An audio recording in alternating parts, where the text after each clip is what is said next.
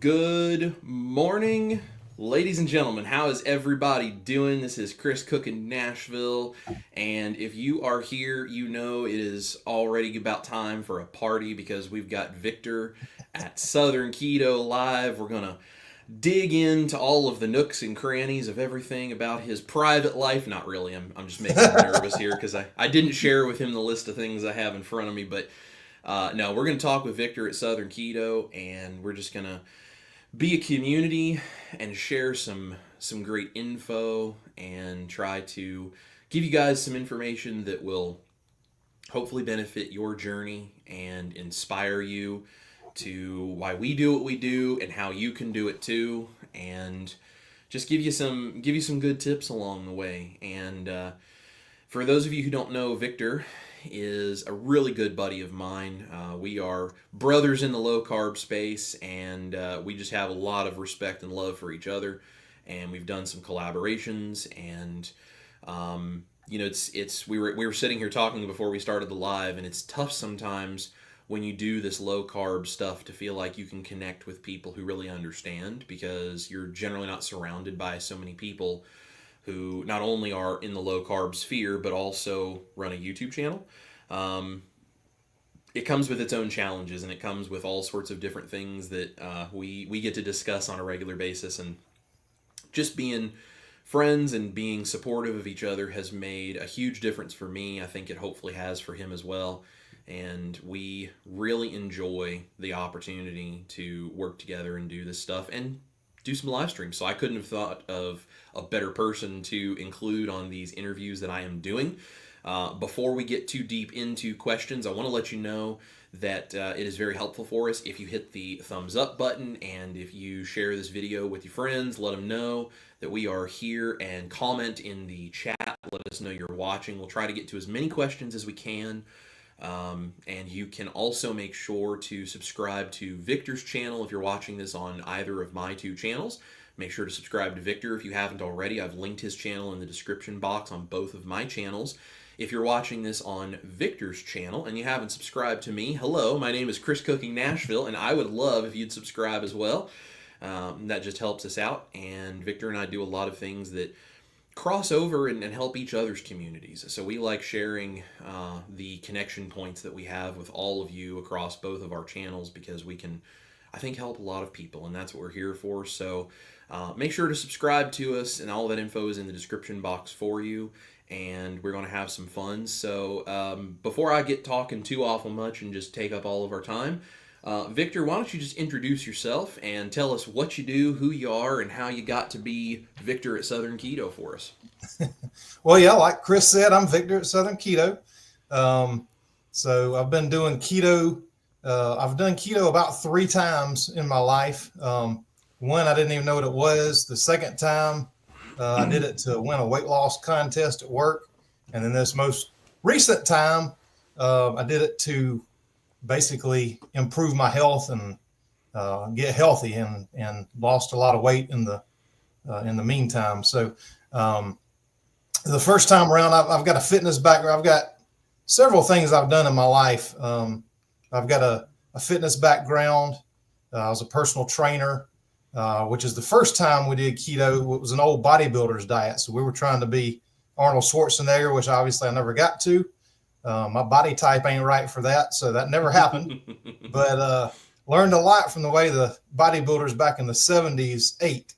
And that was the best I've ever felt in my life, was when we were doing that. It was a lot of chicken breasts, a lot of lean stuff.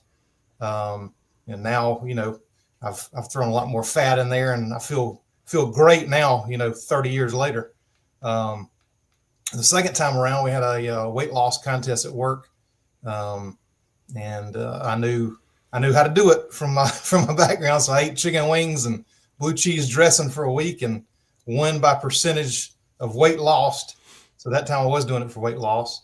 I've also got a background in herbalism and alternative medicine. So I'm actually a master herbalist, which I don't do a whole lot of anymore, and a holistic health practitioner. And so some of those things I bring in here, I'm going to probably bring a lot more of that out next year, about, some supplements and some herbs that might support the keto diet. I don't feel like a lot of people talk about that. Um, but you can really integrate the two of those things together. Um, and then this most recent time I went in and let's see if I can pull this up on the screen here. Let's see.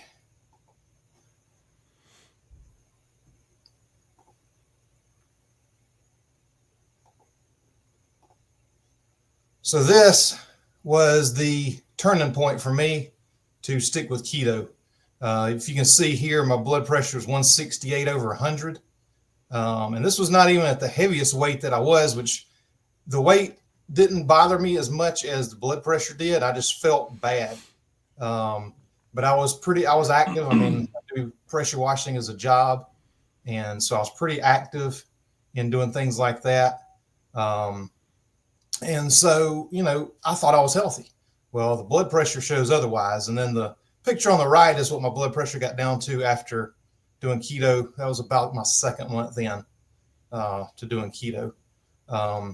And then this, even though I didn't think I had a problem, let's see. Like I said, the weight wasn't so much of a concern, but looking back on it, it really was. That was during COVID, and I didn't have a pot belly. I had a keg down there. So, and, the weight was just, I got rid of things that I didn't even know were wrong. Like I'd walk down the stairs in the morning and kind of have to hold the railings and, walk down the stairs and every bone in my body hurt. I had inflammation everywhere. My knees were hurting. My joints were hurting. But, after a few minutes, it was fine.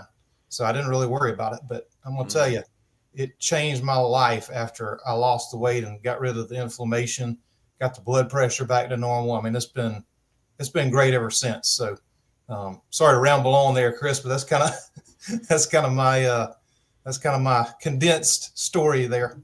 Yeah, no, that's fantastic. I love the the thoroughness, whether it's ramblings or not. I don't know. I think it's great information, and I think it's really cool. And this is one of the things Victor and I have talked about. It's really cool when you can show people where you come from and things that maybe you didn't even realize were wrong until they went away, because that's part of my story as well. Is I've lost a bunch of weight, of course, but for me the weight loss is sort of a secondary thing. That's what got me into doing keto and then eventually going carnivore.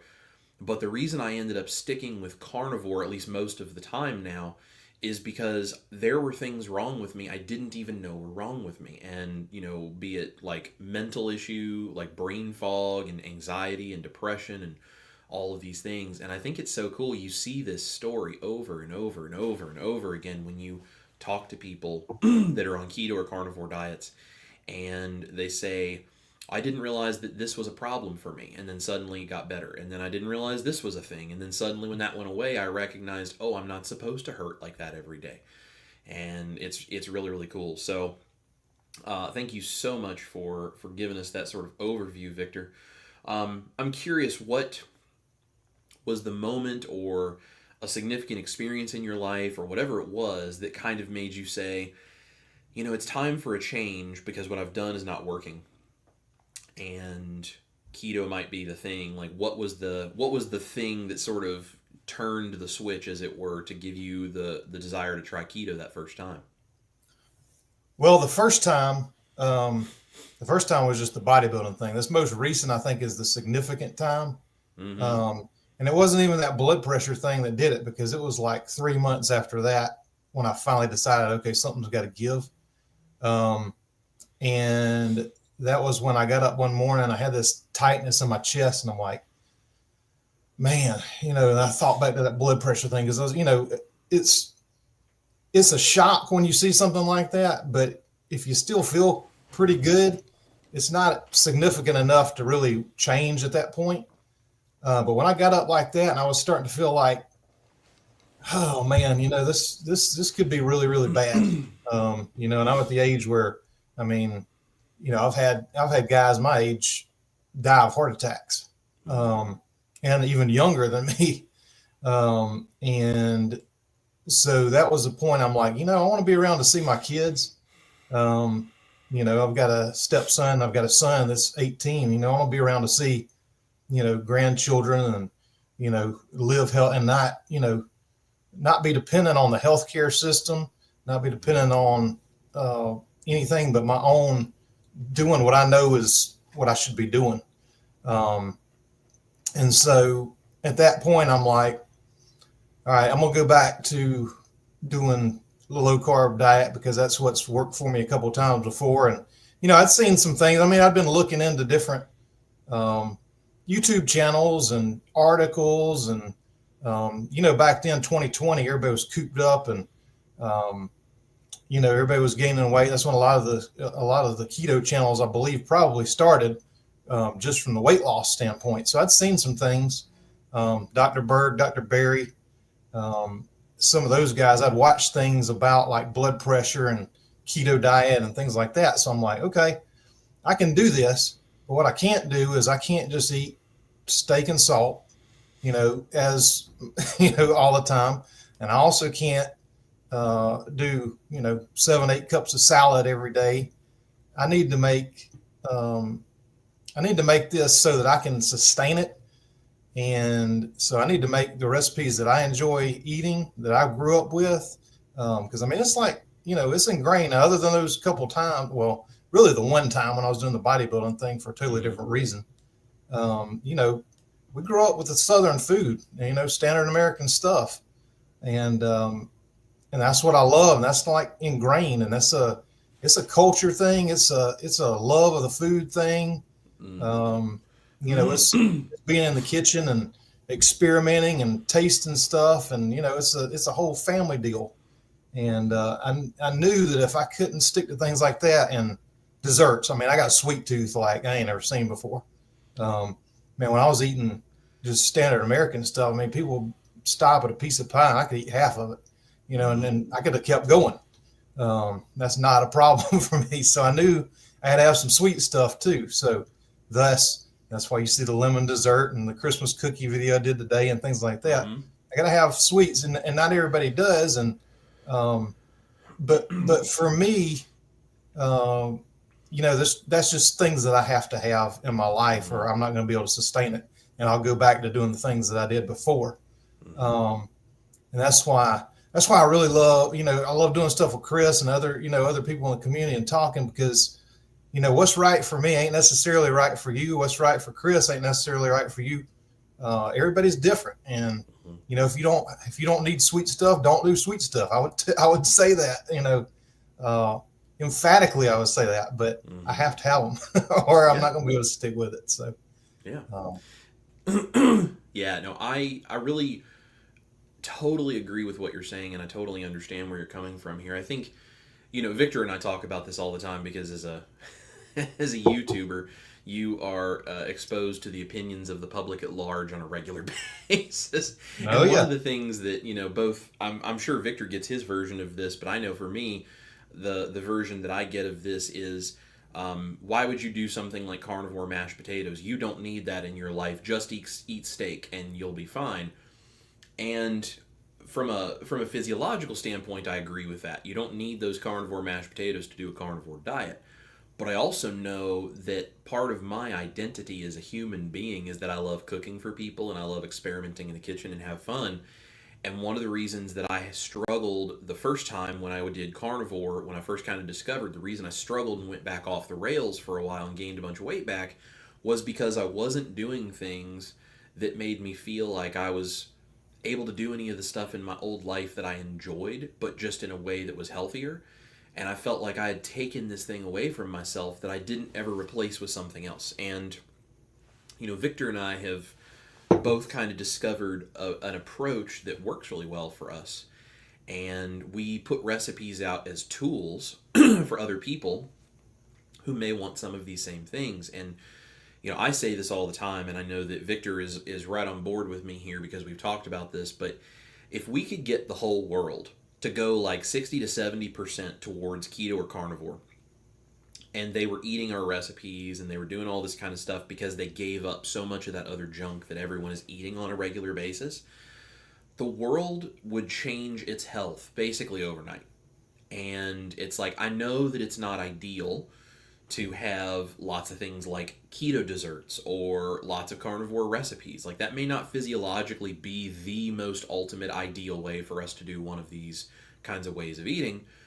But if that's the thing that stabilizes us and that makes us feel happy about living this lifestyle, and it keeps it to where we don't have to worry about falling back into old habits and old patterns that are harming us, well, then that's a major win in my book, you know. And it's like, I would love to see perfection be a thing, but we're all human beings, and perfection just doesn't happen. Like, that's not something that's going to happen. And as much as we may all say, well, ideally we would eat da da da da da, great. Well, we don't live in an ideal world. We live in a real world with real human beings, and there are millions and maybe even billions of people that need help, and they need health improvement, and they need to change what they're doing, or else they are going to suffer miserably and maybe end up not being around for a very long time.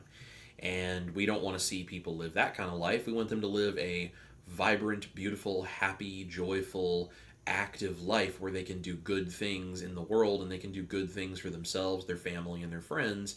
And if that means that they use some keto desserts, or they use some carnivore recipes to stabilize and stick with a better way of life, because that's what makes it possible for them, I think that's a huge win to get people to do that. And that's one of the reasons that Victor and I think, connected very quickly when we kind of first met via YouTube, was we both kind of have that same underlying approach to this of, like, you know, whether certain things are ideal or not is not really the point. It's, you know, this is cool, this is a tool, this is really good for you, generally speaking, way better than the standard American diet version, and you can use this as a tool so you can figure out for yourself what is your personal approach to this kind of proper human diet, low carb spectrum. And that's, you know, that's the thing. Like, Victor and I don't do our approach to our low carb way of life the same. You know, Victor has more desserts than I do, and he has more veggies and, you know, those kinds of things. He does the keto stuff. He does things like almond flour and, you know, stuff like that more regularly than I do. I have those things occasionally for a treat, but I don't do those things on a very regular basis, because for me personally, I don't feel my best when I do. But for him, those things work really well, and he feels really great, and he's in that spot on his spot of the proper human diet spectrum where he feels really great and he's successful. And look at this, we can be on a live stream, and we can be friends, and we can work together, and we can figure out how to do this even if we're not exactly the same in the things that work for each of our bodies individually. And that's one of the points that, you know, we really try to do with the collaboration we do, is help people understand we have more things in common than we do that are different in this community, and we can all sit at the same table and share the same things. We just modify which versions of that stuff we pick based on what makes us feel our best. And there's a lot of argument and a lot of, I would say, divisive behavior sometimes in some of the fringes of these communities that kind of drive people apart. And Victor and I don't want that for our own communities or for sort of the collective community we're developing. And this kind of stuff, it means a lot that we can, you know, sit here and talk about, like, his sweet tooth. Like, I think that's really great to have the ability to sit and talk about, like, I've got a sweet tooth, and so I have these keto desserts, and it helps me stay healthy and stay on track. And I relate to sitting down and eating half the pie and being ready to go for the rest of it, because that's the way I was in my standard American diet days. And I did things that are just embarrassing now for me to even think about with food, and I don't ever want to be like that. So thank you so much for sharing that, Victor. I think that's really, really cool. Now, I'm curious, as you've been doing this, what it is or has been the biggest challenge for you when it comes to being stable on keto? Because, like, you seem to have it, like, super locked down and totally in control now. What is or was the biggest challenge for you to get there? Well, I'm going to answer that in a second. I did want to touch on one thing you said, though. If you could get 60, 70% of people to lean towards even just low carb, and just getting rid of the processed junk. The other thing that would Mm-hmm. change is all the big food companies, because if you quit buying the crap, then things will get better. It's That's like, right. to me, like Splenda is a prime example of that. Like Splenda is 99% maltodextrin and 1% sucralose. Well, people, said, well, why can't we come up with a better sweetener than this? And so they came up with that magic baker, which is erythritol and allulose and stevia, and people are buying it. And they're I saw something about their numbers being up so much on that one versus they're basically maltodextrin with a little bit of sucralose thrown in there. So if you vote with your dollars, quit buying the processed crap. That's our challenge. That's what we got to get people to change, is just, if that's the only thing that changed, that, if you Mm-hmm. can't do away with anything else, if you get rid of all that processed crap and just those junk foods that's got 36 ingredients in them that you can't pronounce, and Mm-hmm. all that, just that one little change will make a big difference in health, and it would make a big difference in the world. Um, and it's just, and now it's to the point where the stuff's so expensive, why not change to something healthier? Um, my son is not keto. And so, if he's got friends coming over or whatever, and we don't keep a bunch of chips and stuff in the house, but if he's got friends coming over, I had to go to Sam's to get him Doritos one day, and I was shocked. I'm like, this stuff used to be so cheap, and now it's like, I'm like, why wouldn't if you're going to buy it anyway, why not do a healthier alternative? But anyway, sorry about that. But Yeah, I totally agree. and I would say the biggest challenge to staying on keto, and it's not so big of a challenge anymore to me. And I wouldn't necessarily say I've got it all locked in. I mean, I think, like, Thanksgiving, for example. I mean, I'll just be transparent. I mean, my niece is in culinary school, and she wants to be a baker, and she doesn't want to be a keto baker, even though she does watch my channel. She might be watching right now. I don't know. But she had made a cheesecake, and I mean, I'm not going to say, no, I'm not going to eat your cheesecake, Mm-hmm. that you've worked for 2 days on. Right. But the thing is, if you do have something like that, the next day you just jump right back on what you were doing. But, Mm-hmm. things like that, I mean, how many times is she going to spend all that time in the kitchen making something for us to enjoy? Um, you know, so I think once you get to the point of being kind of metabolically flexible, was kind of the old term for it back in the old paleo days and Mm-hmm. things like that. You're 95%, low carb or whatever. But then if you want to have something occasionally, just stick with the 95%. Don't let that one thing like totally throw you off the rails.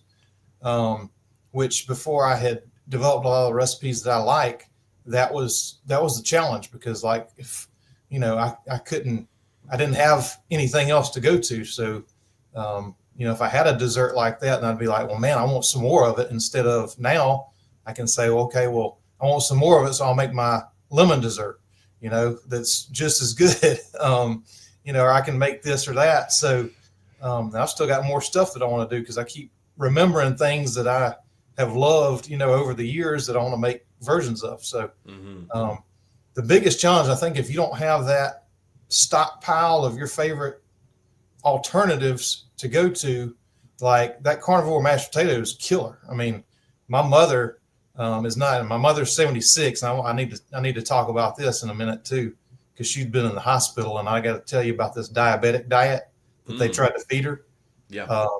And she's not diabetic, but anyway, she came over last Thanksgiving. I made those carnivore mashed potatoes, which is when I decided I had to do a video about that, just Mm-hmm. to let people know about it if they didn't know about it. And she's like, I can't tell the difference. So I'm like, well, good. Now I don't have to make these potatoes and regular mashed potatoes for you. Right. So good. But I think that's the biggest challenge, is if you don't have good versions of foods that you love, I think it makes it really, really hard. Yeah. Absolutely. Yeah, I would agree with that. And I think that's, you got into doing recipe creation because of things you were missing, your family was missing, you wanting these things to be out there, you started sharing it for other people to enjoy it as well. And I did the same thing, because I was missing the fact that I like couldn't go in the kitchen and get creative, because I love doing that anyway. And I was like, you can only cook a steak so many ways. And I was just missing the creativity of that.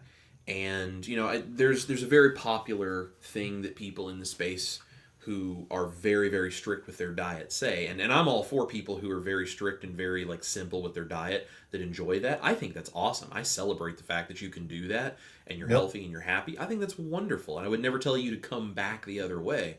But to get people to that point can be very difficult. And for some people, I don't know if it'll ever even happen. But truthfully, as long as they're healthy, I don't really think it would matter. I was like, let's just get people as healthy as we can get them. And I started doing things like creating these recipes for things I was missing, or things that would really make me feel like I was creative, things that would be a great tool for other people. That's where the idea for the carnivore mashed potatoes came from. And I think it's really cool when you have these recipes, especially when you've put the work in to try to make them as good as possible, and they're good enough that people who eat a standard American diet enjoy them. Because you're talking about your mom. I remember before my grandfather passed away, he had gotten to a point where, I mean, his diet was just pure trash. Like, it was all sugar, it was all grains. I mean, that's what he loved, and especially being, I mean, he was going on 95, and I think his tastes had really changed near the end of his life, and there were a lot of different factors there. But I mean, he had never, eaten any particular kind of diet. He just ate whatever sounded good, and usually it was sugar. So he ate a lot of junk, and he didn't get a lot of things like protein and animal fats. But my mom made him my carnivore mashed potatoes one time, and she made regular mashed potatoes for him. My parents are keto, kind of leaning ketovore carnivore, and she had made some regular mashed potatoes for him, and he tried both of them back to back, and he actually liked the carnivore mashed potatoes better. And he was like, you can't eat very many of them, but boy, they sure are good. And it was like, right. And so you're getting all of this egg white protein, like all of this animal protein. And there's my thumbs up popping up again. You can get all of this animal protein, all of like the dairy fat, which it's like, okay, dairy is probably not the most ideal way for us to get our fat, but when he's not getting animal fat of any variety, that's actually way better than what he would normally be getting in his diet. And you're getting the butter fat and all this kind of stuff. And as someone who's 95 years old, being willing to eat something like that that's extremely high protein because it tastes that good, like that was one little part of his diet that was improved, that in whatever way it could helped him at that point of his life, just to have the building blocks he needed for his body to keep doing what it needed to do as it was aging. And those are like little anecdotal reasons where I think these things matter so much more than maybe some people give them credit for. And it's why I love the fact that that Victor does the recipes he does, and it's the reason I do the recipes I do, and we both are so passionate about trying to help people with this, because this is important and this impacts real people. And I think it's awesome. I really really do. And I totally agree with you too on the junk in the grocery store. Like, I've gone, we were talking about Chex Mix the other day, and I'm open and transparent about these things too. For holidays, I'm at a point now I can do maybe the occasional standard American diet thing, and it doesn't throw me back off the rails, because I have that under control, and I know what to do if suddenly I'm starting to crave something that I know I shouldn't eat. Like, I already know what to do because I've been down this road and done all of this stuff, and I'm far from perfect, but I've got that kind of stuff really under control. And I also have family that is standard American diet, and I still cook for them for holidays.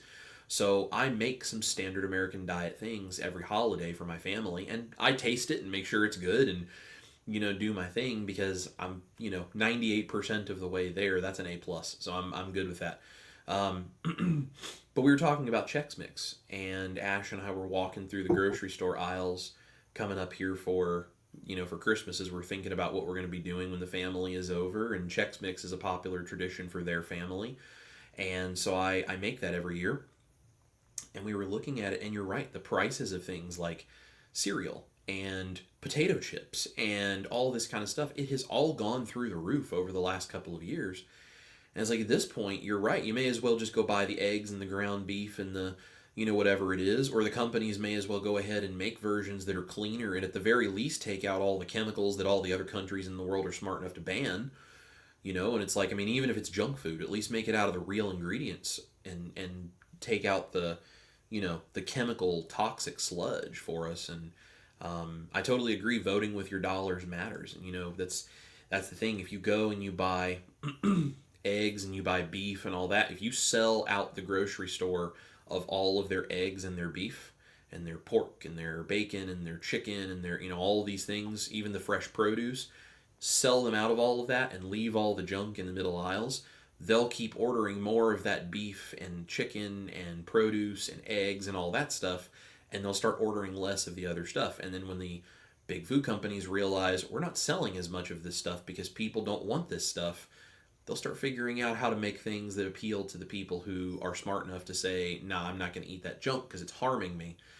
And that makes the companies have to wake up and say, nope, we can't do this because we either make healthier things people are okay with or we go out of business. And, I've had a bunch of people that have asked me if I'm ever going to take some of my recipes, turn them into products, and sell them in the grocery store because they don't want to have to go to the trouble of cooking my recipes. And I totally understand, but I also make the point with people, I get that. And if I could do it in a way that was clean and proper and had all of the ingredients in it really above board, like you could really have integrity in the way that product is made and it would be really good, people would be willing to pay for whatever that would cost. I'm not against it.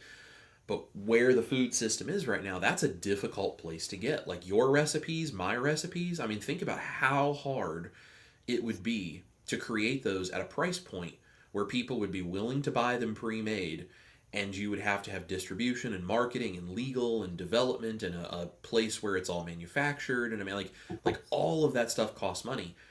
And because there's no junk in that we can get subsidies and all of these other kinds of things that make it super cheap to produce, like for there to be a profit margin, that stuff would be very expensive and it probably wouldn't be very shelf stable because it's made from real things. And I've sort of made the point, us looking for convenience foods and us being willing to buy whatever was just take it off the shelf, open the package and eat it, or take it off the shelf, throw it in a microwave and then eat it and dinner's ready in 5 minutes. That approach and that thinking is kind of what gave the food companies the power to start feeding us pure trash, because we were willing to accept whatever it was and not even read the ingredient label because it was easy.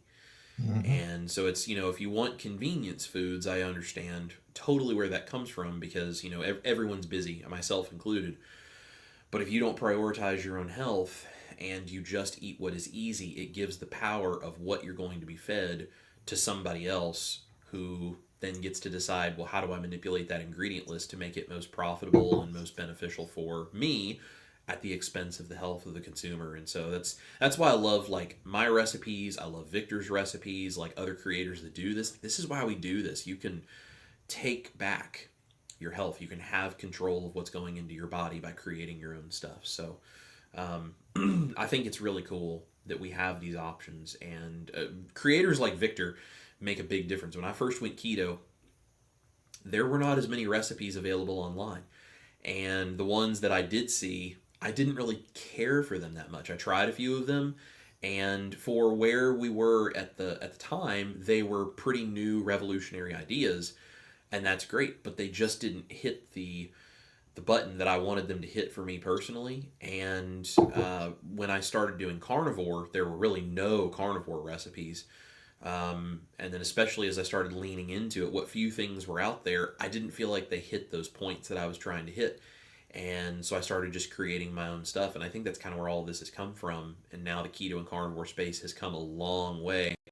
I think Victor and I have had a small part to play in that. And I think there's other creators that have also contributed a lot of things to that. And so it's cool that we can kind of move this whole thing forward as a community and come up with great ideas. There's a lot of things that I missed when I went carnivore, and I'm just trying to figure out how I recreate those things in a way that's good for me, because I think other people probably feel the same and miss things and wish there were things that they could have. I'm curious, Victor, do you have any like food related experiences or recipes or anything that you miss or that you wish there was a low carb option for? Um, well, there's a lot of things that I keep, trying to make, and things that I keep thinking about um, making, coming up. One of the things was the Christmas cookies. I didn't really do any of those, and that was something that we really always had. I mean, Mm-hmm. um, my mother didn't really cook. My grandmother was awesome, Nana. I made a couple of her recipes, keto versions of those, actually a Mm-hmm. bunch of them. But she would always cook. I mean, she'd always have the cookies baked and the all those things. And so I was thinking about that this year. I'm like, man, I really kind of miss that. And so just things like that. And and it just pops up. You'll start thinking about something, a memory will come up, and be like, man, I really miss that. And so when that happens, I try to go and that's when I get my inspiration. Sometimes I wake up in the middle of the night thinking like, oh, uh, Christmas cookie, Mm-hmm. and I'll write it down because if not, I'll forget it by the morning. But it's just crazy when these little inspirations and stuff hit you. But Mm-hmm. yeah, there's a lot of things, and people have been asking me for make a chicken pot pie, like a keto chicken pot pie, and I always hated chicken pot pie and chicken Mm-hmm. and dumplings. I didn't like either one of them, so it's gonna be real hard for me to come up with that. But Yeah. I know a lot of people, a lot of people want that, and especially down here in the South. I mean, that's kind of a thing. But Mm-hmm. for some reason, I just hate them. Um, I wanted to mention about the convenience foods. My mother, so she just got out of the hospital a few days ago. Mm-hmm. She had a biliary obstruction. So basically, she went 3 months ago and had all her blood work done. Triglycerides are sky high because she's standard American. She's 76. Right. She's eaten that way, her whole life. Except, she'll try some of the keto stuff that I make when she's here. Mm-hmm. And so she's not real willing to change. She likes the real sugar Pepsis and all this. Well, I've been talking to her about low carb for a long time. I'm like, well, she's on a medicine for triglycerides, which causes these other side effects, which ended up affecting her liver. So her liver Mm-hmm. enzymes were perfect 3 months ago. Last month she went in, and I think ALT, AST, I think they're supposed to be somewhere around 70. Hers were Okay. like 277. Mm-hmm. Um, a week later, they were like 350. So Right. what had happened? So I told her she was taking fenofibrate, which is to lower your triglycerides. I'm like, Mom, your triglycerides are not your concern right now. Your liver, that's a concern. So stop taking that. So she stopped taking that, and it went down a little bit because I mean, basically, her liver was working extra hard. She had a biliary obstruction, which is a blockage, and which the bile backs up in your body, Mm-hmm. and so your liver is working super hard. Then you're throwing Advil because you got aches and pains on top of that. And then you're throwing fenofibrate, which is super hard on your liver. Anyway, she had that removed, and she's like, I really do need to start eating some better stuff. And so she had been trying to eat low carb. Like I got her to do a store bought keto bread. Right. That's the best I could do. I mean, she ain't gonna make my pork rind bread. She ain't gonna make anything. She's Mm-hmm. microwave or cook an egg. And that's about it. I mean, my Right. wife and I joke about this all the time, but we were going through her recipes one time, and she had a recipe on how to cook bacon in there. And I'm like, okay. So my dad was the cook, and my nana was the cook. So, um, Right. but anyway, she's like, well, what can I eat that's lower carb? Because all these chicken breast things have rice with them, or all this stuff has Mm-hmm. pasta. Well, so she was in the hospital, so I told her anything's better than what you're doing now. So, Mm-hmm. don't eat the rice, get a big piece of chicken or whatever. Um, but anyway, the first night, so I asked that she be put on a diabetic diet because I figured that was the best way to make it as low carb as possible. So the first night she had pork and gravy. She had rice. She had a banana pudding. All this stuff, none of it. So I'm like, okay, well, maybe it was because she can't have a lot of the chemical artificial sweeteners. So Mm-hmm. like aspartame and things like that. So I thought maybe Mm-hmm. she said something to them and they took her off of that because she mentioned it. So the next day, she got a big old plate of spaghetti and meat sauce. So I called up to the hospital, and I'm like, hey, I want to make sure she's on the diabetic diet. I said, no, she doesn't need, I don't know what kind of sweeteners you use, which I found out was sucralose, which is, fine, better than aspartame or sugar. Mm-hmm. Not ideal, but that's what they have in their desserts. So I was happy to Sure. find that out. But they're like, yeah, this is our diabetic diet. And I'm like, something is really wrong. Are you trying to kill the diabetics up here? I mean, because you're giving them sugar on top of sugar. You got rice, you got pastas, you got sweets, you got, I mean, sweet tea was her drink that night. I'm like, no, Mm-hmm. don't eat the Yeah. crap. I said, I'll go get you something from the store and bring it to you. Right. Um, anyway, sorry, I went off on a tangent there. Yeah. But I just, I mean, even the medical, in the hospital, that's what they're giving diabetic patients, and Yeah. I mean, just something's horribly wrong with our whole food system, man. Mm-hmm. Yeah. But I I think you totally. asked a question, but I just, I did what I do. Yeah.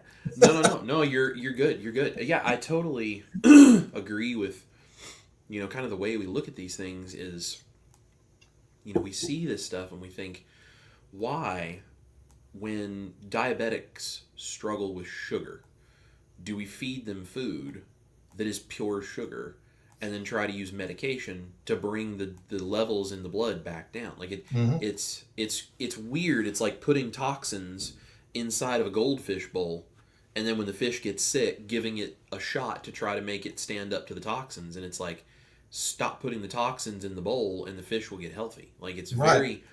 it's very common sense, but it doesn't seem to be common sense. And this is why we're doing this. And truthfully, it's not it's not the people that seem to be in any way at fault for all of this, because a lot of people are just doing what they're being told. It's when you look at like medical establishments and big pharma and big food and government and all these places where they put out all these recommendations from, that's where all the information seems to stem from, and then people believe what they're told and they do this. Ash and I were discussing this, and I actually asked a question about this. I do for those of you that don't know, I do a Monday morning motivation live every Monday. We're actually not going to be doing one this Monday because I have other projects I'm going to be working on. Victor and I were talking about, but next Monday we'll be back, and I do this Monday morning motivation live stream every Monday at 10 a.m. Central Time.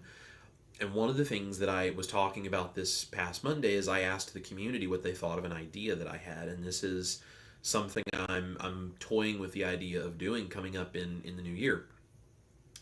I want to get something like a keto mojo, or something like this. I can track my blood sugar and my ketones and all this kind of stuff. And because I'm at a point where I do have the control over my diet the way that I do, and there are occasions where they're rare, but I do rarely have some standard American diet foods as part of a holiday or something like that. And I occasionally then also have keto things that I incorporate in. So I'm mostly carnivore, sometimes keto, and very rarely, but on occasion, I eat a few standard American diet things. Because of that, I have this information that I already know what happens to me. And so I have this idea where essentially I would go out and I would find something that we are told is healthy, or we are thinking is fairly keto, or whatever. This stemmed from a video I saw where another creator in the space went to a Chinese buffet. I don't know if it was like with coworkers or friends or whatever. For some reason, he was there, and he tried to eat the most keto things he could find. And so he had like beef and broccoli, chicken and broccoli, these kinds of things. And he had a normal sized portion, not like binging on it, whatever, like a normal sized portion of this. And he retained 7 pounds of fluid by the next day. And he was like, I gained 7 pounds eating this Chinese food. And the thing that really was heartbreaking is he says this and then he starts he has a breakdown. Like he starts to cry. Like he has to walk off camera because he feels like such a failure. Like, what am I doing wrong? Why can I not figure this out? Like, what's going on? And I realized, and it's not just him, there's lots of people that are this way. People don't know how that Chinese food at a buffet is made. A lot of people don't know that the way that food is usually made, the texture that it is, like the chicken and the beef and things like chicken and broccoli or beef and broccoli, they don't know that you make a seed oil and cornstarch slurry and you incorporate baking soda and you toss that meat in that slurry and you let it sit and marinate in that seed oil and starch slurry. The baking soda is fine, that's a mineral and that helps tenderize it, but they create this slurry that goes on the outside of that. So then when they saute it, it gets that kind of coating on the outside. It's called velveting meat. And then when they make the sauce that goes on that, that is going to be super cheap soy sauce based, which is going to be filled with MSG and who knows what else. And they're going to thicken that sauce also with cornstarch. And usually they're adding sugar into something like that as well, because they're going to create that slight sweetness in there that makes it more addictive, which because keeps people coming back to the buffet. And so like he didn't eat any of the rice, but he still ended up having all these issues. And I realized so many of us don't even know when we look at a food like that and we think, well, that looks keto, or that looks like it might even be even close to carnivore. A lot of times we don't even know what's in it because we're told, oh, this is better for you. And then there's no information about how it's made, what the ingredients list is, what preservatives and chemicals are used, what about MSG, like any of this stuff. Finding this information is so difficult. And so many people who are trying to use the best information they have, they try to go out and eat as keto or as carnivore as they can, and they find themselves in situations where they're just trying to do the best they can, and then they eat stuff and it completely throws them off track and they have no idea why. And so it's just noise, it's just confusion constantly. So we're talking about doing this thing where essentially I would take Keto Mojo and I would go out and I would have one of these things we're told is healthier, like a standard American diet meal. Just one meal, and it would be just a normal sized portion. And I will show people, this is what it does to my blood sugar. This is what happens to my ketones. For the next 2 or 3 days, Ash is going to take clips of me telling you how I feel, what I'm experiencing, what is going through this whole process actually like for someone who is eating keto and carnivore most of the time, because I can tell you exactly what happens every time I have something that is standard American diet, or even if I go keto but maybe it was leaning a little too high on the carb count for me. I can tell you exactly what happens in my body because I can feel it within 20 minutes of eating it. I can feel my blood sugar go up. I can feel my insulin rise. I can feel the aches in my joints the next day or next 2 or 3 days. All of these things, I can see these effects. And so we're talking about doing a series where I would do a video where I show you what happens to me when I eat something that is not on plan. Then I would show you, okay, now I'm going to go home and within a few days, whatever, and this would be like, another week's video. I would do this where I'm going to show you, here's the ingredients that go into even just the clean version of this I used to make at home on a standard American diet. It's going to be even worse when you buy it in the processed, preserved version you get out at a restaurant where it came out of a bag. But even doing the clean, healthy version of it at home, here's what's going into this and all of these ingredients that are causing the problems for you. And then here's my keto or my carnivore alternative to this thing that I just ate. Because I think there's so many people that do this to themselves 2-3 times a day, plus snacks in between, and they have no idea that they're doing this to themselves because they think they're doing what's healthy. Because when you're in the hospital, what are they feeding you on a diabetic diet? They're telling you that this is good for you, and it's like, okay, but look what actually happens when you do it to yourself and you actually track everything for the next 2 or 3 days. So that's something I've been talking about doing with Ash, because I'm at a point I can do that without it throwing me, into a downward spiral. And I have a community to keep me accountable if I started doing a bunch of stuff that was, like, oh, Chris is going off the rails. Like they would know, they would be able to see that immediately. And so I have the community keeping me accountable, and a wife, honestly, who will kick my butt if I don't take care of myself, because she expects me to be around for her and if we have kids someday. And, I've got the community that keeps me accountable, and I have the information that I know what to do. But I know there's a lot of people out there that don't.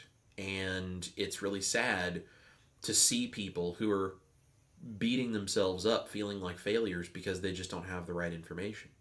It's heartbreaking for me to see that. And so that's something that I am thinking about doing, in a very controlled and clinical way, so that it does not, cause any damage or anything. And I'm not recommending anybody else out there do this. I'm willing to do this because, one, I know that that's just kind of a bit of a, sacrifice your body for the good of the community. That's a thing I'm intentionally willing to do. I am also not diabetic.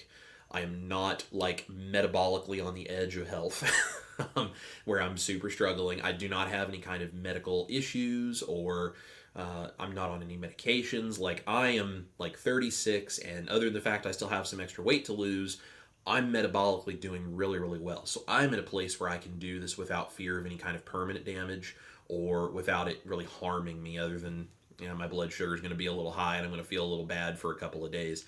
So I'm in a place I can do that. I don't recommend anybody else doing that, but that's why I'm talking about doing this, because just like you're talking about, the information we're being given is not helpful. It's not leading us to a point of health. And I think that I think we need to be able to get the info out there, um, because if you don't have the right information, if like you're talking about your mom, it's like she doesn't know what to eat, right? She just, well, this is what is easy, or this is what I would want, or this is what I'm used to having, so I'm just going to go get that.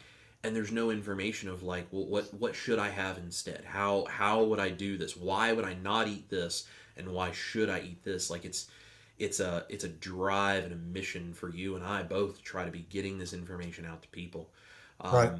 So I think it's good. Speaking of that, what, we're talking about like what should you eat instead? What are like some of your favorite things that you have on your low carb sort of way of life on any given day? Like what are your go-tos that maybe people who are wondering the same thing like your mom, like what can they grab? What are your favorites? Well, my favorites, I mean, I like, of course, I do all the recipes, but um, like on a daily basis, I like doing stuff that's super quick and easy. Mm-hmm. And I've done some videos about that too. But like um, we'll do like stuffed peppers, the little peppers or bell peppers with just some meat and cream cheese, or maybe throw a little cauliflower rice in there too. Mm-hmm. Um, the easy stuff for me is the best, Mm-hmm. just on a daily basis.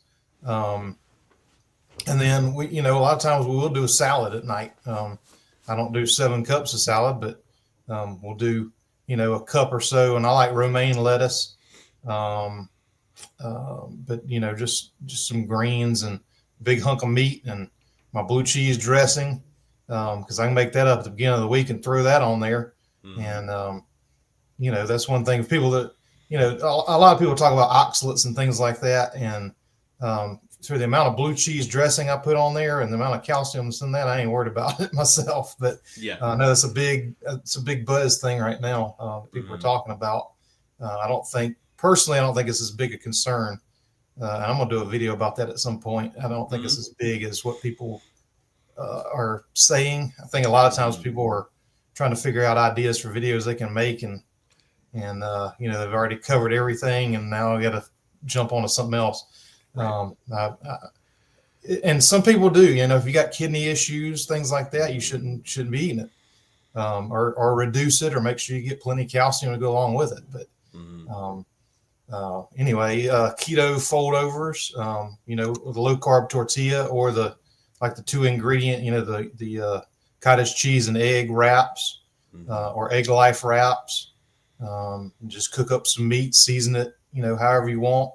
You can do taco seasoning, and that's the thing. I'll make up a lot of stuff at one time and just keep it in the cabinet. So like, the prep wise, like, okay, well, we're in the mood for tacos tonight, so I'll grab my taco seasoning and throw that on there, and just make it fast, and it helps me a lot that a lot of times I only eat one meal a day, so Mm-hmm. I can eat that. Now Stacy, she needs 2 a day because Mm-hmm. and everybody's different in that, but I can eat enough at one sitting. Trust me, that I'm not hungry again until the next night. A lot of times, and then sometimes if she's making something, I'm like, yeah, I am hungry. And a lot of times you may think you're hungry, and then if you wait 10, 15 minutes, you realize that you weren't really hungry. Mm-hmm. But if I am, then I'll eat 2 meals, depending on Yeah. a lot of times what we ate the night before and if I had enough food or not. Yeah. But just quick and easy stuff. I always keep my Dukes that I make, because I believe sea oils are a huge problem. Mm-hmm. And so I've made 3, 4, 5, maybe 6 different versions of mayonnaise I got videos for. I did the Dukes with bacon grease, which is one of my favorites, because it's like Dukes, but added bacon too. So, I mean, Right. why not? But, I'll just open a can of chicken breast or open a can of tuna, throw some of that in there. That's quick and easy. It got, a lot of protein, a lot of good fat. And so, to me, a lot of times, we'll make some of my recipes. We do my fettuccine alfredo probably twice a week, and that was just me taking that two ingredient, cottage cheese and eggs and making noodles out of it. My son will eat that Hmm. instead of me having to make noodles for him. Um, and so things like that. We'll do that once a week. We usually make one of the pizzas once a week. Um, but for daily, I just like the quick and easy stuff. Um, I've been doing some keto chow too, especially this time of year because as busy as we are, and today Stacy's at the show by herself, so I actually had a day where I could sit and do this. Me, Chris had asked me to do this probably, I don't know, like 3 months ago, so I had it on my calendar. So I'm like, you got to do this show by yourself today because I got I'm pretty committed to do this. So I get a day to kind of relax and get some stuff done around here. But going to do shows and working all the time, that uh, keto chow has been like saving grace for us. Hmm. She likes the pistachio. She's a huge pistachio fan, so I've been doing the pistachio for her. I had a Hmm. stockpile of that. For me, the donut one or some of the newer ones, and because I can make it, throw it in the fridge for the next day, and just we can go with a little cooler with stuff like that. Some cheese sticks, Hmm. some beef jerky, stuff like that, just to have something to eat. Hmm. Because you can't eat a full meal at these shows. I don't know if you've ever been to a huge craft show or not, but I Oh mean yeah. your booth is constantly packed, and so you might get a sip of keto chow and then you got to put it back, but you don't have time to go and grab a few burger patties or whatever and eat it. Yeah. You got to be quick, and you got to be Hmm. so that's helped too. So um, to me, just to stick with it, the quicker and easier it is, but gotta make it taste good, or Hmm. it's hard to stick with. Right. Right. Yeah. That makes total sense. I think I'm sort of right there with you on all of that. It's like when you are trying to get into this, I think a lot of people probably see you doing recipes, they see me doing recipes on YouTube, and from the outside you may think Victor and I are eating these recipes like, 3 times a day every single day, and it's like, how do you have all the time to do all of this? It's like, no, no, no, no. Victor's doing the quick and easy versions of recipes probably most nights, and I'm doing things like beef patties and eggs and steak in a skillet, and like really simple Mm-hmm. stuff. And that's what I do 3-4 nights a week. Um, other than my Tuesday night live streams that I do where I'm cooking, and then whatever I'm doing for my Saturday recipe video every week. Most of the time, everything else is pretty simple. The only times that I do something more than that, that's maybe a complicated recipe, is if I'm experimenting and I'm trying to come up with the thing that I need for the next recipe video. And other than that, it's like it's beef patties, it's salmon, it's chicken, it's game hens, it's leftover turkey made into turkey salad. It's like all of these different kinds of things. I keep them really simple and quick too. So I totally agree with Victor on this, that it's like, especially if you're trying to make this sustainable and maintain this way of life, don't stress yourself out trying to cook recipes on a regular, every single night basis, or especially if you're doing it like 3 times a day, like keep it simple and make, your favorite, whatever your favorite keto and carnivore things are that are easy and you can do quickly. Make those regularly, and then use the recipes as a way to play around for special things, for, oh, I've got a day off, I'm going to take some time and have some fun in the kitchen, like however it is you want to do it. I think that's a really good time to use those things. So, Yeah, and like I made a green bean casserole for Thanksgiving, so that's something that you make a big amount of it, and all you do is take a spoonful of it and throw it in the microwave, mm-hmm. as a side for something. So Yeah. we do that a lot too. Yep. Got a lot of recipes like that. That sweet potato casserole, sweet potato casserole that I made, that Uh-huh. lasted us for about a week, just having a spoonful of that, Mm-hmm. or a little more every night, just throwing it in the Mm-hmm. microwave. So, Yeah. making big portions, I think, helps too. Yeah. Absolutely. And that's one of the things that I try to do with stuff that we're doing. Like, I'll meal prep. I bought I think it was about a 10-pound sirloin roast, like a primal cut of sirloin the other Oh day, yeah. and spent 30 minutes or so cutting that into these great big sirloin steaks, and then plus the little sirloin strips that come off of the top of the sirloin, Mm. and trimmed up all the fat, and then that fat goes into a bag in the freezer. And I bought two London broils that were on manager special, and that's lean and honestly kind of dry meat no matter how you cook it usually. So I took that, since it was on manager special, I cubed that all up, and those are both in the freezer.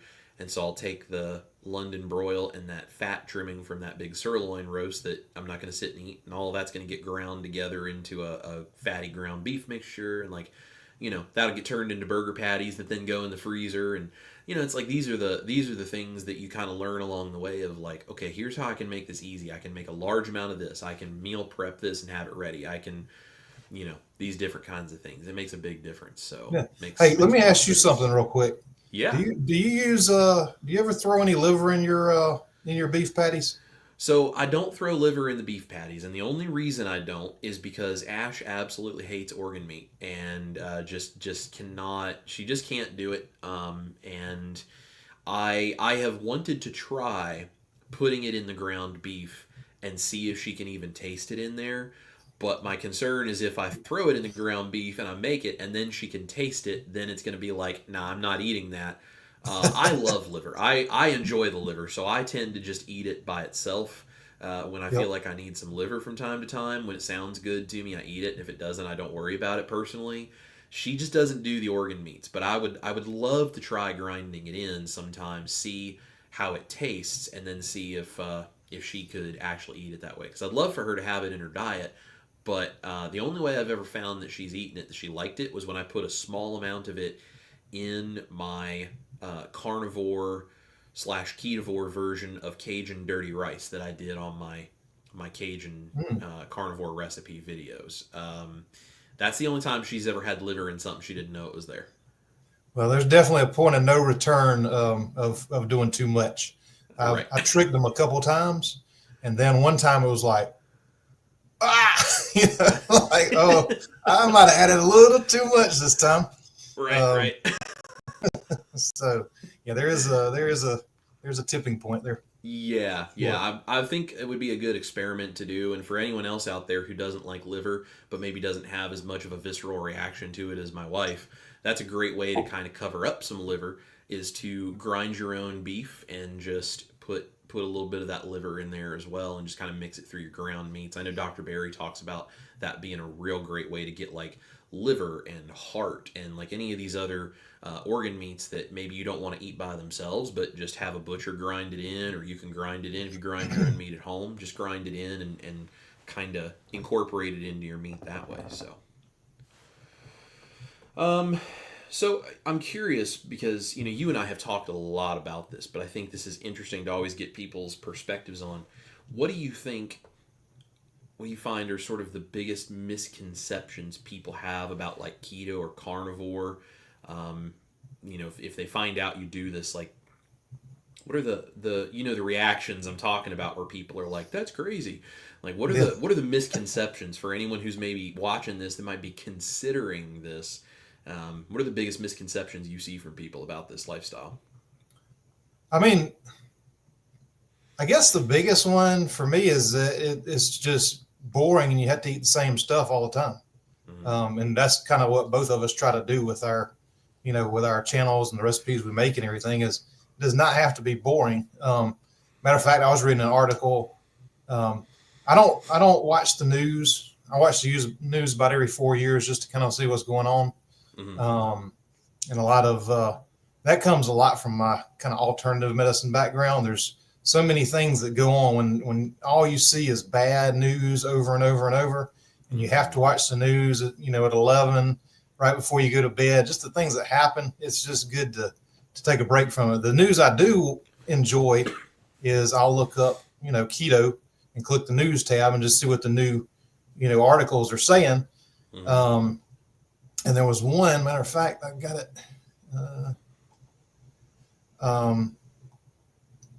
This was one that just popped up. Why most people struggle to stick with the keto diet long term. And basically, the article was saying that extreme restrictions make it difficult to follow. Mm-hmm. And this was a pretty big. It was a metabolic. It's a big newspaper, um, and they were just saying that because there's only so many things you can eat that people have a hard time sticking to it after 6 months, and Mm-hmm. it's just not true anymore. I mean, that's what they want you to think. So, well, I might as well just stick with what I've been eating and not even worry about it. It's Right. not true. It's not true at all. So it does not have to be boring. You can eat different things every single night if you want. Mm-hmm. Even like I said, even the quick and easy stuff, you can adapt it. Um, like the keto foldovers, you could do one night. You could do taco seasoning. One night you could do like a Italian version with a little bit of marinara sauce and mozzarella cheese. Mm-hmm. You can change it up to anything that you want. Um, and another, I would say another thing that a lot of people talk about that's totally avoidable is the keto flu, and you're going to feel so bad for so long. And this time, I guess I had researched enough about it this time around. I didn't know about the electrolytes and things before I started back this time, but I had researched it enough to know that I'm going to be losing electrolytes and what actually happens in your body this time. Because, before we just kind of jumped into it and we're eating like that. And I might have felt bad back then. I'm not even sure. But you don't necessarily have to go through all that if you have enough electrolytes. Some people are going to anyway, just because you have so much junk in your body's going to detoxify itself. Right. Which I think is a lot of what the keto flu is. If anybody's ever done any sort of a really restrictive, like a juice fast or anything like that, you just feel like crap. Yep. And that's your body getting rid of all the junk and, and things like that anyway. But I think that's totally avoidable. I think that's, to me, I believe it's avoidable with enough electrolytes and things like that. I'm trying to think of any more misconceptions. I would say a lot of the misconceptions are that certain foods are or aren't keto. Because like a lot of times, so I did a recipe for it was like kind of a mousse type thing. Well, I used like a tablespoon or two of pineapple juice or something. Pineapple juice is high in sugar, Right. but the amount that you're eating, even if you're counting carbs, if you keep the carbs under, ketosis and keto is just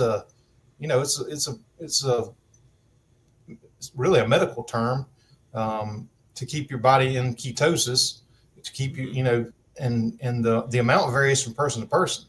Some people say, well, it's not keto if you're eating over 20 grams of carbs a day. Well, that's not necessarily true. That's why like the Keto Mojo and things like that are good, so that you can kind of test your own body and see, well, maybe I can do 40 a day, or maybe I have to have 10. So that's another misconception, is there's a certain amount, or that certain things are or aren't keto. Now, I mean, technically, even seed oils would be keto. They're not good, but they also don't have carbs, but they do cause inflammation. But there's just been there's been a lot of information going around that's not exactly true. And a lot of it's just not things that I would recommend you do anyway. But there is a lot of misinformation out there about things like that. And you see the comments on your channel, I'm sure. I see them on mine. I use a lot dirtier ingredients, I'd say, than you do. Yeah. So I see a lot more of it. There's just so much misinformation out there, and that's why I try to, hopefully next year I'm going to be putting out some more informational type stuff too, with studies to back it up, because there's a lot of studies out there now, and I just saw a really cool one the other day that I'm going to be doing a video about, and a lot of these studies are done on mice and other things like that, so it's not necessarily human studies, but it's definitely something that gives us something to look into and test to see if it works. Yeah, absolutely. No, I totally agree with you. And I think what you're saying about these misconceptions, I would say I have found something very similar. And specifically, the that's not keto or the that's not carnivore concept. Keto, by definition, as you said, is just eating so that your body is in ketosis and you're burning ketones instead of glucose. I mean, it's like you said, that's a medical term.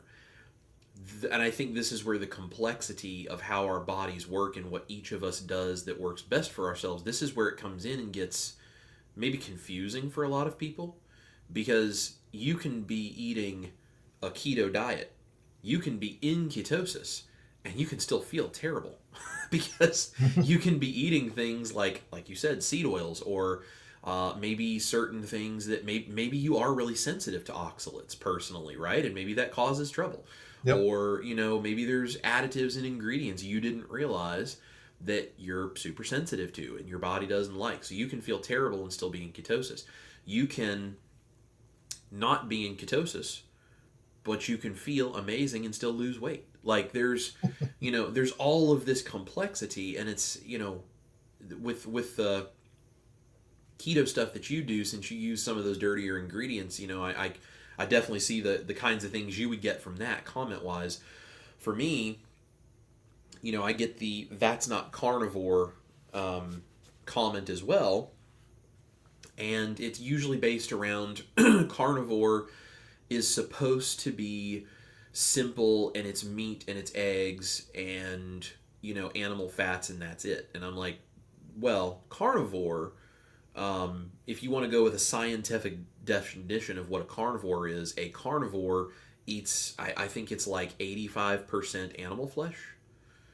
It's something like that. It's some percentage that is not 100%, and that's how scientists define a carnivore as an animal. And so the carnivore diet is based off of that concept of being a carnivore, right? A carnivorous animal that eats a certain percentage. And so it's like, as a dietary definition, the generally kind of accepted thing that's out there is no hard black and white definition, but the generally accepted thing is that everything you eat is animal in origin. And so it's meat, it's fish, it's eggs, it's dairy if you can tolerate it, and then whether or not you include things like spices and herbs and that kind of stuff, well, that's up to you individually, and you kind of customize it from there. And the misconception that you're talking about here of like, oh, that's not keto, well, that's not carnivore. I mean, well, it is. It just depends on, does it work for you,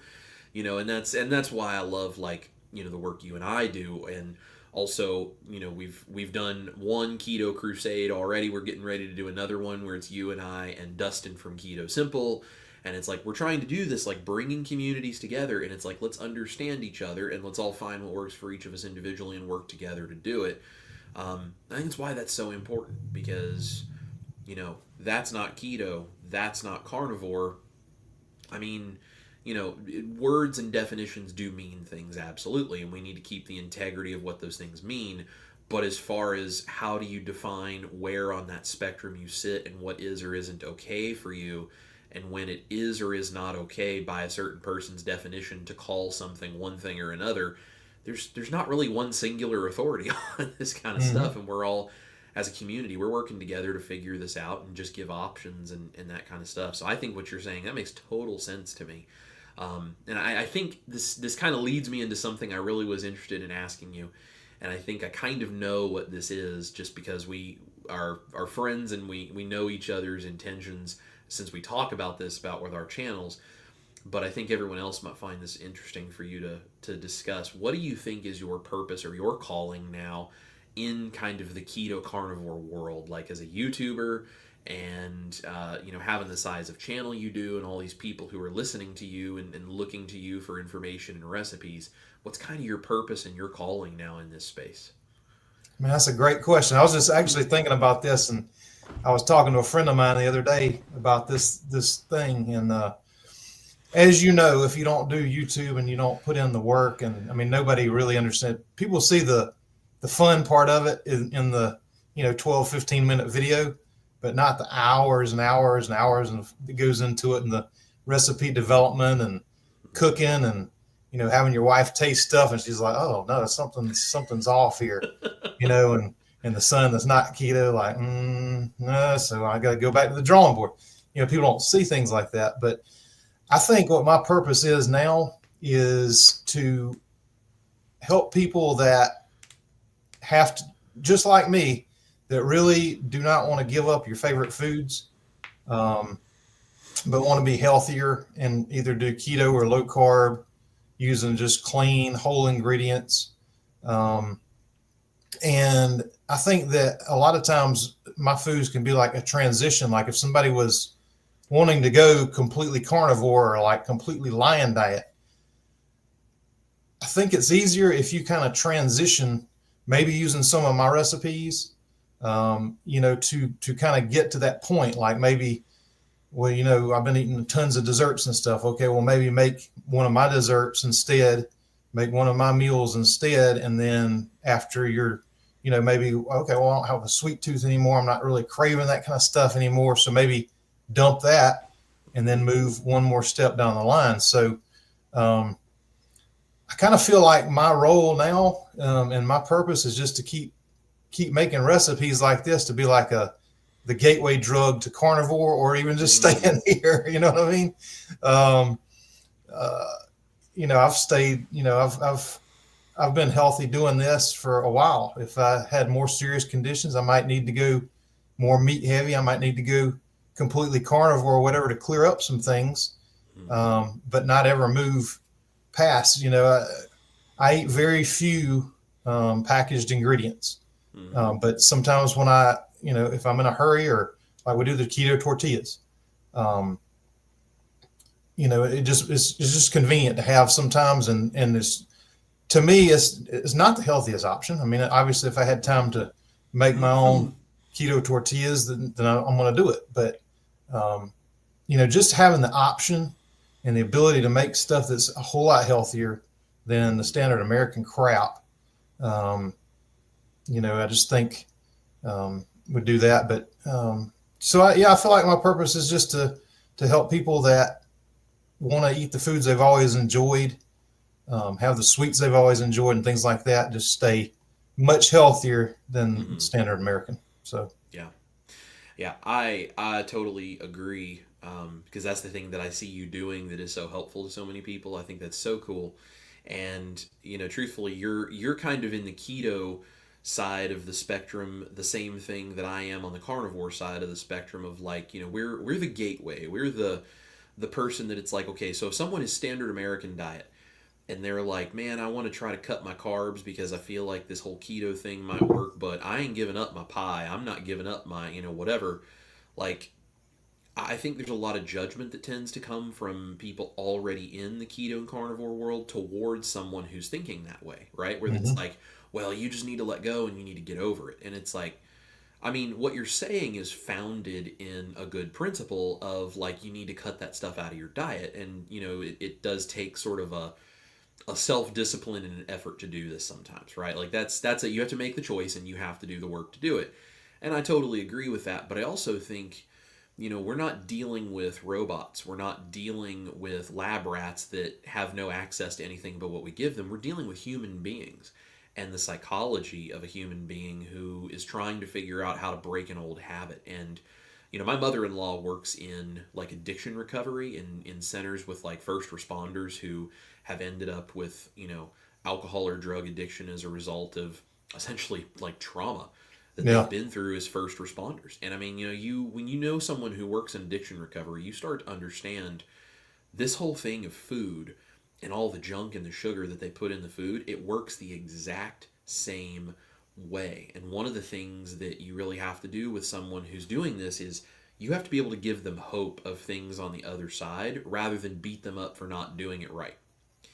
And it's something that's really important with what I do, and I see it with what you do as well. And this is, one of the things we're very similar in, giving people the tools to give them the hope that you can do this and not be defined by the things that you are having a hard time letting go of, or the things you don't want to have to give up because they mean something to you other than just maybe the sugar that's in it. Like, yeah, the sugar and the chemicals, those are physiological issues that are addictive and they harm your body.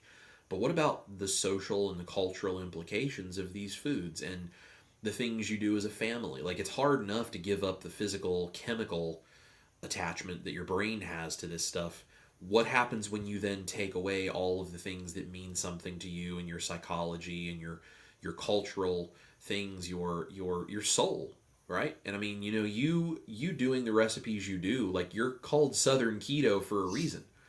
You're taking these like southern culture and the country foods and the home cooked foods and all that kind of stuff that go along with that southern culture. I mean, you live right in the midst of all of that. And I know you've said before, the people that are around you, it's like they don't have a lot of money all the time, and they don't have, this cultural desire to go, change their diet to this wildly radical thing. Like, they grew up with these comfort foods and these homemade things. And if I can give them tools that they can still feel like they have that kind of southern food, home cooked culture, but they can do it in a healthier way, that's one step towards them improving their lives. And then they can keep going further and further and further until they find out where their ultimate health exists. And Absolutely. I try to do the same thing with my carnivore recipes, and I think it's really cool. I appreciate so much what you're doing in the space, and I see the people in your comments section, and I'm watching your videos, and I see your comments, and of course I'm part of your Facebook group as well, and I see the things in there, and I have a bunch of people in my community that said they found you because we were collaborating, and they're like super dedicated followers of your channel now too, and they love the work you do and stuff. So I mean, I see the impact you make on people. And I think it's something to be really proud of, that you're doing these things. And it's one of the reasons I love supporting everything that you do the way that I do. It's really, really cool. So, what we both spend a lot of time being YouTubers, but when you're not a YouTuber or you're not in these low carb live streams, what else is it you like to do? I know you said you got a break from the shows with your wife. That's one of the things you do. What all do you guys do, and what do you like to do for fun and work and everything? Well, my favorite thing is camping and just getting away, even though I don't get away from my phone, because I always got comments to respond to, because I enjoy doing that. I mean, I get a lot of questions. I get a lot of, I don't really get a lot of, I got a lot of haters there for a while, which I don't really have as much of, because I think they know I'm going to respond to them. Because normally when I do, they just go away anyway. I never hear from them again. Like, I'll ask them a question, they just kind of go away. But anyway, camping is just fun for us. We love getting away, being outdoors. I play guitar, not as good as you do, but I used to be a singer in a rock and roll band, like in high school and into college, and so I enjoy playing and singing, and then football. Sometimes when I have a chance, I haven't really watched a full game this year. But I enjoy watching football, and but I really do love cooking. So that's a lot of fun for me. But then when I'm not doing that, or doing the YouTube thing, or I got a pressure washing business, so I do that. And but yeah, those are kind of my relaxation things. I love to read. I don't read fiction stuff. I read a lot of nonfiction. You can probably see, wrong way. See, that's about I don't know, a tenth of my collection. So I like to read when I can. And from all different, because like I said, I got an herbalism background, so and I think that's one thing that we don't pull enough from is the other communities. Even though I was a member of the American Herbalist Guild for a long time. This has been probably over 10 years ago when I kind of stopped doing as much of that, but and a lot of that community was vegan, so I did the vegan thing for a little while till I couldn't stand it anymore. There's nothing wrong with it. People can do, I don't think that's ideal. I definitely didn't feel my best when I was doing it. My triglycerides were sky high. I mean, it was just didn't work for me at all. But a lot of things within that community we can really pull from, learn from. Dr. Weil and Deepak Chopra. They got a lot of good mind-body connection things, and things we don't really talk about a lot in keto. Yeah. And the healing herbs, and herbs like milk thistle that could help support a keto diet and help support your liver and things. And so I'm going to be talking a little bit about that in the coming year or two. I really want to kind of bring out some of those things that may be helpful for people. But anyway, that's kind of some of the stuff I read. And of course, I read all the keto stuff. I just ordered The Big Fat Lie. That should be coming soon. I'm interested to read that because I never read that one. Mm-hmm. And so she's going to be on the new council that's hopefully going to, totally change our dietary guidelines and at least bring awareness to some of the things that, the crap that we've been eating, that food pyramid that's funded by, big government and big food needs to change for the health of all of us. Mm-hmm.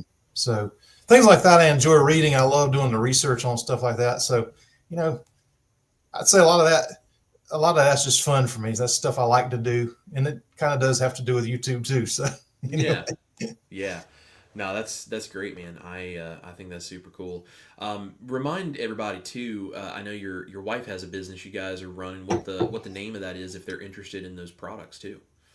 Yep, it is kissaprince.com. So Prince is my last name, and so it's kissaprince.com. And I always have it in my video descriptions too. But yeah, she does soap and bath products and body butters and soaps, lotions. I developed a lot of the stuff with my herbalism. Like I did a magnesium oil for her. We did a shampoo at one time with some rosemary and some different healing herbs. So we've done some of the herbal stuff too, but now she's more in the natural soaps and body products. So. Yeah. So if someone's looking for natural soaps and body products that don't come with some of the weird chemicals we don't know what they are because they're made by giant corporations, that might be a cool place to get some of that kind of stuff to get a few more of those toxins out of your life. That's awesome. Yep. That's good. Well, very cool. Well, there's a few comments that I think probably we should highlight. Maybe see if there's any questions we can answer before we kick everybody out of here today. But I have to highlight this one first of all. My beautiful wife is watching from the other room on her phone, and she said, "By the way, I have to say, if y'all haven't tried it, Victor's marinara is literally my favorite marinara of all time." So if you guys want that marinara for your keto diet, you definitely got to go check out Victor's channel. So, Victor was so sweet when we first started talking about collaboration and all this. He was telling me about this marinara. It was before he actually did the last video that he did on it. And he was like, "Dude, I'm making a bunch of this. Can I mail you some?" And I was like, "Sure." I've never had anybody mail me marinara, but I will absolutely have some of that. So he sent us some of his marinara, and so we got to try it like from the master himself. And it's good. It is good. I actually picked up a couple of tips from that video that I use, like if I'm making a standard American diet food for somebody else that I'm making like a quick marinara, I tend to lean in the direction of his keto marinara rather than doing marinara the way I would have used to, because it's so good that I just use that version, and it's just better anyway. And very, very cool. So if you guys didn't know, Victor has an amazing marinara recipe for the keto diet you guys should go use. So thank you, Ash. Yeah. Lynn 22QCat is here, and she says partay with our favorite two boys. I know. Hey, Lynn. She is awesome. I love Lynn. She is an OG on my channel. Has been with me since the very beginning of my channel. I think it was my wife, my parents, and Lynn who were watching my videos at first. Pretty much it. So awesome. Jerry is here. She says Victor could do 100 stand-up comedy. Love it. Thank you. I doubt that, but hey, I appreciate you saying that. She's pretty awesome. There's CNC female. Donna is here, of course. Hey, Donna. And I'm trying to remember. I don't know if I met Donna on my channel or if I met Donna through your channel, but I know she watches both of us and is amazing. I know she sent me some coffee. I think she might have sent you some coffee too, if I remember. Yep, she did, and she also inspired this Christmas cookie video that I did today. Well, that's awesome. She told me that's awesome. Yep, she gave me this almond extract tip, and so I used a little bit of that in there, and it made it very cool. So, that's very, very cool. So if you guys didn't know, Victor has a sugar cookie recipe that just came out today. So if you haven't seen it yet after this live stream, you should totally go watch that and give that a thumbs up and give him some views. help out his algorithm. And I had a video come out today on a dairy-free bone broth gravy that is Oh, super simple and super clean and very easy to customize. So you guys should go watch that and give me a thumbs up as well. We appreciate you guys supporting us that way. It makes a big difference in our channels when you go watch, thumbs up, comment, share it with people. Like we're trying to get the word out, but that comes way better from all of you than it does from either of us trying to convince people that we know what we're doing. So, and it's a sugar cookie, but it has no sugar, just so you know. yep, there we Not go. doing that. Yep, keto approved sugar cookies. We'll have to add that disclaimer there for you, the endorsement. Lynn says, Victor, can you send me some of those sugar cookies with no sugar? It was worth a try. Let's see who else we got here. Paula is here, says, hi, fellas. I watch both of you and enjoy your content. Well, Paula, we enjoy you watching. Thank you, Paula. And there is Brenda Foley. She is very active in the community. We appreciate her. Says, love both of your recipes.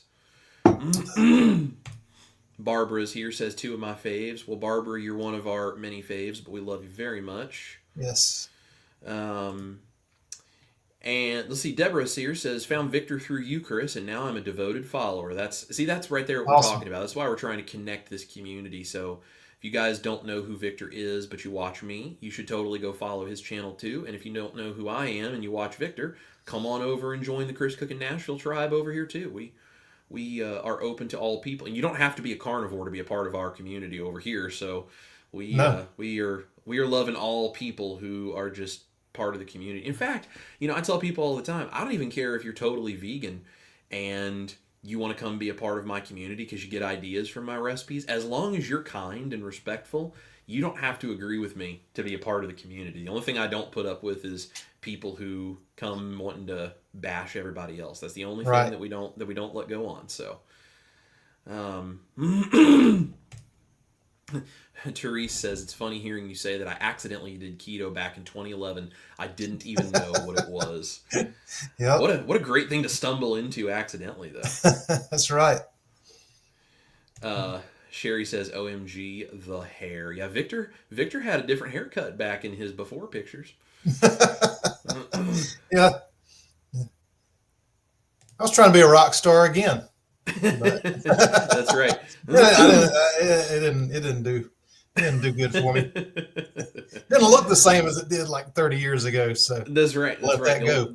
The older you get, the less rock and roll that stuff seems to be, unless you're one of those guys who's been one of the rock legends for decades, and they all just seem to be perfect hair all the time.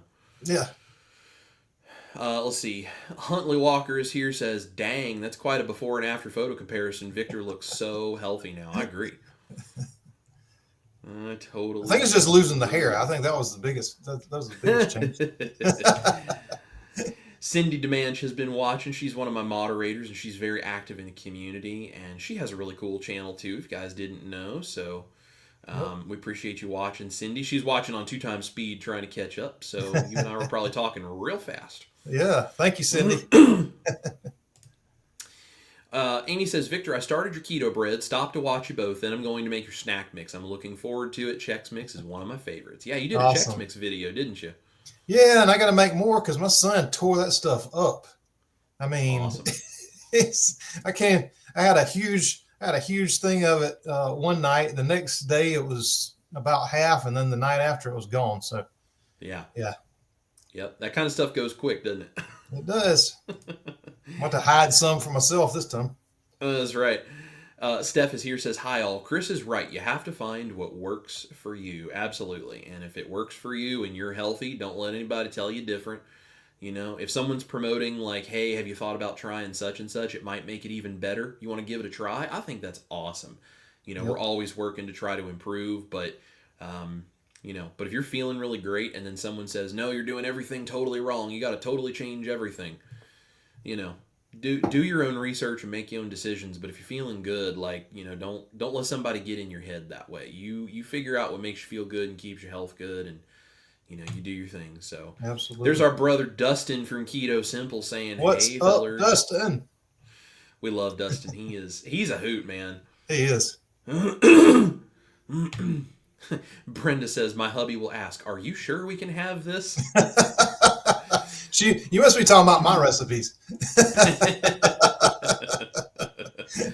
Love it. Jerry says, yes, that's why I love Victor's Keto channel, to make real food for the relatives that tastes good, and they are 100% clueless eating his healthy recipes and rave over every bite. And that's exactly why he does what he does.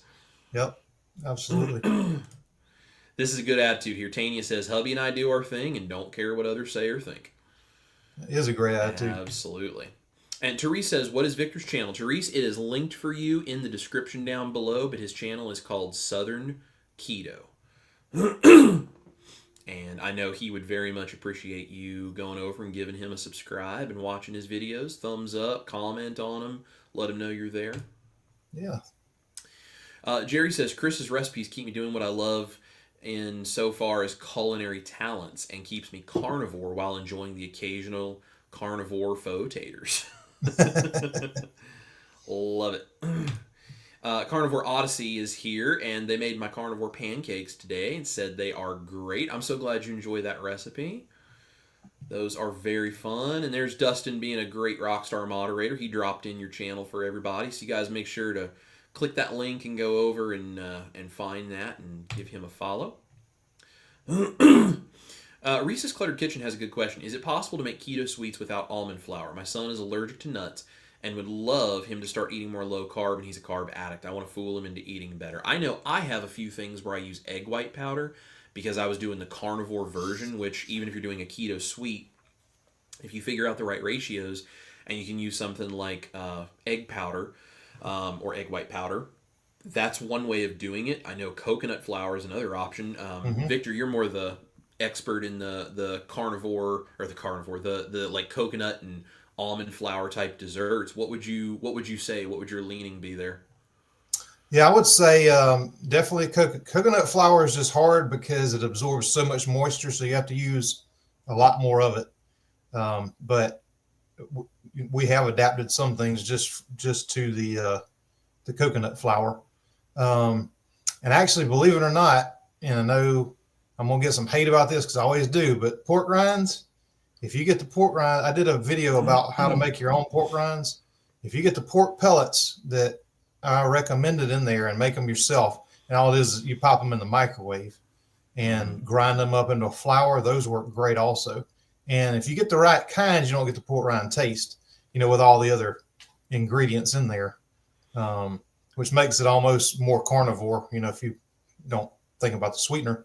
But that does work well. And I've made like the Rice Krispie treats with my keto marshmallows with pork rinds. And my wife hates the taste of pork rinds. She can't eat. Now I can eat pork rinds right out of the bag or when in a dip or something like that. But if you get the right kind, and they're not ones that are huge commercially produced and that have sat on the shelves forever, and there are a lot of clean ones of those too. If you want some pork rinds, most of them are most of them are not fried in seed oil. They have to put that on the ingredients. Most of them are, in their own fat because it's cheaper for them to do it that way than add another ingredient in there. So, always look at the label on them because there are some that I've seen with seed oil, but most of them are just pork and salt. But when you get the big commercial brands, they're not going to be as fresh. And if you get those, they're fresh and you don't even really get as much of, hardly any smell out of them. So you can grind that up into flour and use that too. Awesome. Great recommendations there. I love this. Lynn says, when people get all judgy, just do what Victor does and say, shut it, Karen. That's right. I love that. No hate to any of the ladies out there who are named Karen who are kind. That's not the kind of Karen we mean. Right. And there's a difference. There's two kinds out there, and Victor and I deal with the not so nice kind from time to time. We talk about that. So it's all good. Amy says, I love the collaboration. I learned so much from both of you. Amy, I'm so glad. Thank you, Amy. Cheryl's like you. She can't live without her desserts. Yep. Cheryl's very active on my channel and everything. And so, yeah. Yep. That is awesome. Auntie is here. Auntie Air Frying Auntie and Healing is here. She's one of my moderators. and a member as well. She is fantastic, total rock star. Shauna is amazing, but she says prayers for Victor's mama. Thank you. Yeah, Yep, she's at home prayers. doing much better now. So Good, good. Well, I'm glad to hear that, and we will keep her in thoughts and prayers. And if y'all are the praying type, please make sure to say a little something for her. Bethany says, I agree. Tonight we celebrate my son's 26th birthday, and he's requested his mom's fettuccine alfredo, glazed Brussels sprouts, and banana pudding. You better believe I'm celebrating with him. Yep, absolutely. And I think like as long as it doesn't cause you personally an issue to do that, I don't think there's anything wrong with that. Even Dr. Barry he talks about the fact he's like, hey, on your birthday, you can have a piece of birthday cake. Don't eat regular birthday cake other nights, but on your birthday, you can have a piece of birthday cake, yeah. He gets it even himself, so. You only got so many special times like that. Yeah. Yep. When it becomes a hindrance to your health, it's a problem. But when you can use it as a special celebration, that's a cultural thing. I think that's very ancestrally appropriate because when we found a honey tree, we celebrated and we enjoyed the honey. Cindy says, I like most of all kinds of meat, always have. Love the genius of Chris in the kitchen for those things I have given up 4 years ago. The mashed potatoes, pancakes, etc. Well, thank you, Cindy. I enjoy those kinds of things, and I think it's fun that we can have those for, special things, but if we don't want to actually compromise on something, we feel like it would be a bad idea to have the standard American diet version. Or if you want to have the carnivore version, the dirty carnivore recipe stuff works really well for you, and you want to have it regularly, it's nice to have that option. I think it's just a cool thing. Risa wants to know, Victor, what are you drinking? I'm enjoying my Nespresso Stormio coffee with daily minerals, sugar-free peppermint syrup, and 4 Sigmatic vanilla creamer. Ooh. Well, this is a double coffee, and I actually had one of the Coco Loco salty that I threw in there too for a little bit of a chocolate taste, and a little splash of heavy cream. Normally I don't do the heavy cream in the morning, but it's kind of a special day, so been looking forward to doing this, and so anyway, salty and coffee. There you go. I have a video that I did a keto yoo-hoo and then turned it into a keto mudslide type mocktail using the chocolate salty. You could totally make my keto yoo-hoo and dump your coffee in there and make it like a mocha kind of a thing. That would be amazing. That chocolate salty Coco Loco that's some good stuff. Yeah. I make my own electrolytes for the most part, but I can't get the chocolate taste, which well, I'll just say, Tuesday I'm doing a hot cocoa video. It's coming out Tuesday, but I need to try that this afternoon and try some electrolytes in it just so maybe I can add to that. Yeah, there you go. But that Coco Loco is awesome and it's super easy. That's great. That is great. Jerry has a really great tip here for anyone who might be thinking about this. If I may share a tip with you all, take some bone broth with you in your Yeti to parties. Everyone runs around with one of them and no one will ask what you're drinking and you stick to your plan. That's really, really cool. My video today shows people how I make roasted bone broth and get all that collagen and everything out of it and the minerals and all that kind of stuff, so you can use that bone broth technique that I'm using today, and if you don't turn it into the gravy like I do in that video, you can just drink it as bone broth as well. That's a good tip though. Yeah, I like that. That's a really good idea. Jerry is very smart. Yeah. Risa says, at work I drink salty or something similar in a tall drink cup while everyone is drinking soda or Gatorade. They have no idea. Love it.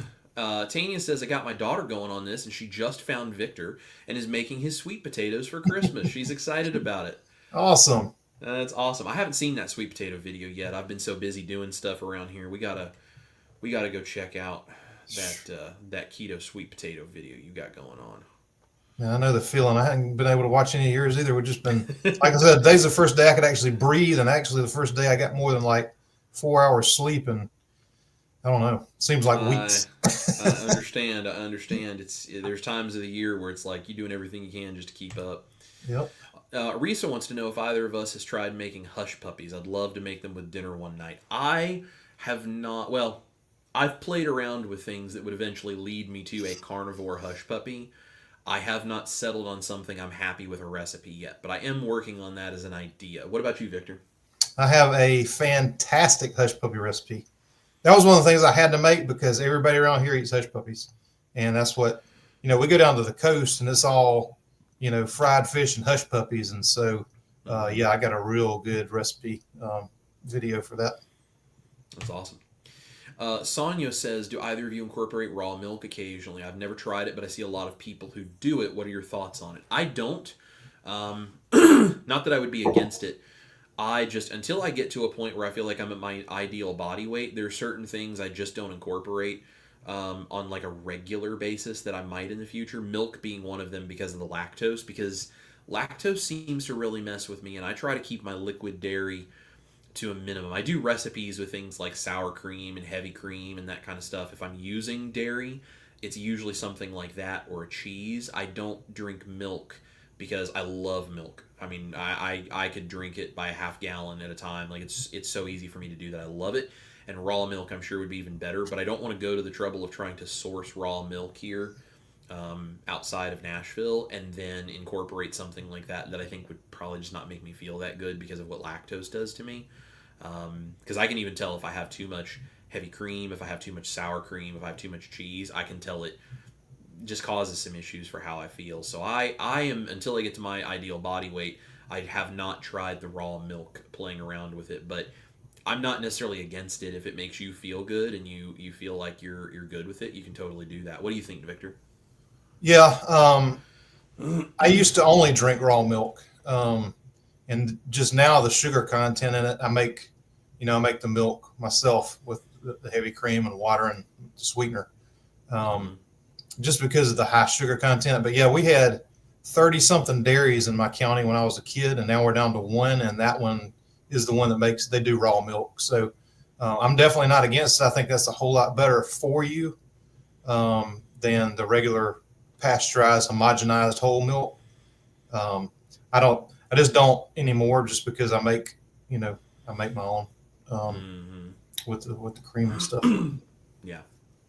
Now, if you can find a place that does raw milk where you could buy pure cream, like heavy cream from them, that would be like raw heavy cream taken off the top of the Mm-hmm. milk, and you could use that and then make texture, because really the thing that you do when you make your own milk out of the heavy cream is you're just getting the texture and the Mm-hmm. fat content down in the same range as milk, but without all the extra lactose that comes with the milk, the whey. Yep. So you get some of that in there. That might be a really cool way to do it. I've never had raw cream, but I bet it's good. Yeah, I asked them about that one time. They don't they could probably save me some, but they don't produce it. Yeah, they don't intentionally do it because it's probably not Yeah. a product a lot of people are looking for. Yep. Um, Cindy says, "Victor, my husband is type 1 diabetic. I totally get it about the diabetic diet in the hospital. My husband has to have an outpatient procedure. I bring something to eat as he's coming out of meds." I couldn't believe that they were giving them that. I mean, that's their diabetic diet. It's Mm-hmm. ridiculous. Yeah, But that's wild. Jerry also says that she did a video. She has a channel that she does really cool stuff. And she says, "This week I did a video of what they serve in the Mayo Clinic cafeteria, and it ain't right." oh wow, I have to check that out. Yeah, I'll go check that out too. I haven't seen that one pop up yet. But Mm-mm. fasting in the middle of a forest for 40 days, Jerry is awesome, and she does shorts and all kinds of videos over there. So if guys go find her, that would be awesome. And she also says, "Chris, use Cindy's code to save money on a new Keto Mojo." Yeah, Cindy is she's an affiliate with Keto Mojo, and she can get you guys a discount. It also supports her channel. So if you're in the market for a Keto Mojo, as it were, go over to Cindy's channel and use her code. I'm sure she would appreciate that very much. Yep, there's Victor with his. Yep, Mine's sitting here. there you go. Sherry is here, says, "That's karma for you in government. They need sick people to make money. It's so sad. Pills, pills, pills. They just do more harm." I agree. Mm-hmm. I Absolutely. agree. Sherry Nevada Pups here says, "I'm doing my best to stay out of the hospital. 68, no meds. Blood cholesterol, blood pressure is good, and psoriasis is not coming back since off of the biologic meds that gave me a liver issue." That's Awesome. amazing. Jerry says, "Can I link my carnivore velveting video?" Yeah, I've got that. I don't know if any of my moderators are watching, but if they could drop that in if they haven't already as I'm going through the comments, that would be amazing. And it's so I did a Chinese food video where I showed people how to velvet chicken, and it's really really cool when you see you can do it without all the starches and the sugars and everything. It's really really cool. Holly Springers here says, Victor, I had a similar hospital experience here in the Charleston hospital. I had my family bring me food. The hospital wouldn't even take my blood sugars as a newly diagnosed diabetic. That That's, is terrible. These it's, hospitals are, I mean, they want to keep you in there as long as possible, obviously. It's really wild, and this is why we do what we do, guys. Like, I mean, we don't give any medical advice. We are not doctors. We're just trying to give you information that is anecdotal from our experience and our research, so you can go do your own research, inform yourself, and then when you have to go to the hospital or you have to work with a doctor or you're doing this stuff, you are informed, so you can have a conversation with your doctor and make a more informed medical decision for yourself, because you can't just listen to what someone says and just assume that's going to be great and go for it. It's why we don't give medical advice, because it may not be something good for you, so we don't know your particular situation, and neither of us is qualified to give you medical advice anyway. Right.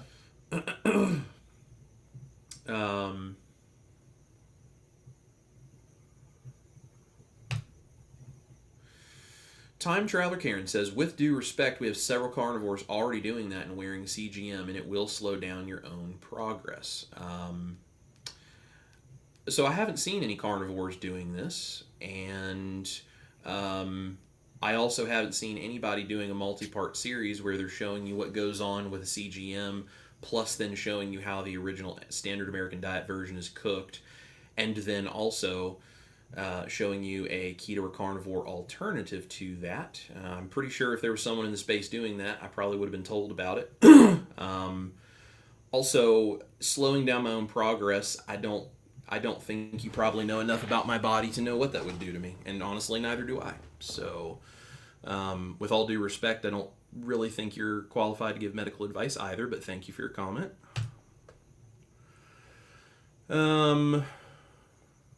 Sherry says, I'm well now, got through it all with no meds, with everything she's going through. I saw she said she'd been sick lately. So that's great. That's one of the benefits of doing this proper human diet thing, whether you're keto, carnivore, whatever. Your metabolism kicking in, your ability to just your immune system being strengthened, and your body just being able to fight better. Like, even when you do get sick, it seems like everyone who's on a proper human diet seems to get better faster, and they don't need all of the meds to try to get through it. And, you know, that's the other thing. When you're taking all the meds, like, it's more toxins, and it may treat the symptoms, but does it really treat some core issue? Usually not. Yeah. Lynn says, as someone who worked in a hospital pharmacy, I would say no, they don't count the carbs as sugar. Can't tell you how many people I had to make insulin drips and IVs for them. Crazy. I don't get it. I agree. I totally agree. And they tried to give her insulin, and she's not diabetic. Mm-hmm. That was the first order, is you need an insulin shot. I'm like, no.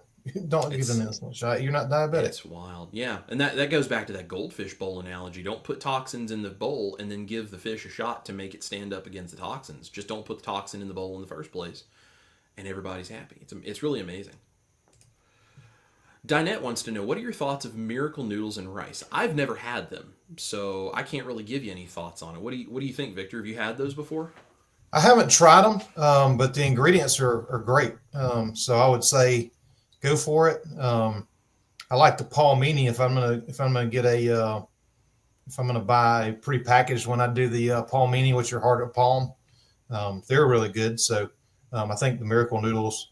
Pretty sure the miracle noodles are, if I remember right, they're the egg white now. Mm-hmm. But yeah, I've looked at the ingredients on them. I think they're clean. I think they're fine. I haven't tried them. Awesome. A Smitty is here, says quick and easy. Yes, that is the way to go. Most of the time, I am quick and easy with the way I'm cooking. Mm-hmm. An air fryer is an amazing thing to have in your house. So is, if you're okay with it, things like a sous vide or a slow cooker. Like, when you find those kinds of tools in the kitchen and you can come up with things you can just throw in it and like walk away, that's amazingly helpful. Instant pot. Yep. Alan's Awesome Keto World is here, says most meals we cook enough for 2 or 3 nights and freeze some for later. Perfect. Mm-hmm. Judy wants to know if either of us has any sardine recipes coming. Well, I've got some ideas, but I have not started the development of them. That's another one of those things that if I'm going to make it, I'm going to be the one eating it. Ash has no taste for sardines. What about you, Victor? Any sardine recipes? No, my family hates sardines as well, so I'll eat them right out of the can myself with an olive oil one. So I love them just like that. Throw a little hot sauce on it, maybe, but I have not planned on any. But maybe a dip or something with that might be good. Mm-hmm. Totally agree. Sardines are one of those things I wish I could figure out a way to make them just not at all taste like sardines, because I know they're so good for you. I love sardines, but Yeah. I grew up eating them with my grandpa, and people who didn't. I mean, it's a very distinct seasoning, so it's really something. Risa Yeah. says, Chris, try adding pluck seasoning into the beef patties. Ash won't taste it. I added into so many things and no one knows they're eating organs. It was a wonderful product. I've never heard of pluck seasoning. I'll have to look that out. Yeah. Yeah. Of course, now if I order it, Ash is going to be like, you putting organ meats in my beef patties? Yeah, Lynn's pointing it out right here. Ash is darn smart, Chris. Skip the organ meat. She will bust you. Yeah, you're not wrong. She's good at knowing when there's something funky. That's the reason, honestly, she tastes all my recipes. Even if she's not the taste tester that's going to be on the video, I'm still having her taste it and tell me what she thinks. Because it's like, if she likes it, I know it's probably pretty good, because she has a little more of a reaction to certain things with her palate than I do. And I may taste that it's in there, but I like the flavor, but she really doesn't. So if it's something I'm trying to hide the flavor with the way I'm making a recipe, she's the person. She is the person that helps for me figure that out. So Yeah, I just looked up that pluck seasoning. Looks pretty good. oh, well, cool. Well, I'll have to check that out. Maybe. But I don't want to Maybe get you in Victor and trouble I- trying to hide that. I know. Well, you know what I can do is I can test it first and tell her, don't worry, I'm not going to put it on your stuff, and we can go there. So, Marilda wants to know, question for Cindy, I believe. How do I go to a website you post and not lose being on with Chris online? I just signed up for Victor's, but it took me off Chris's.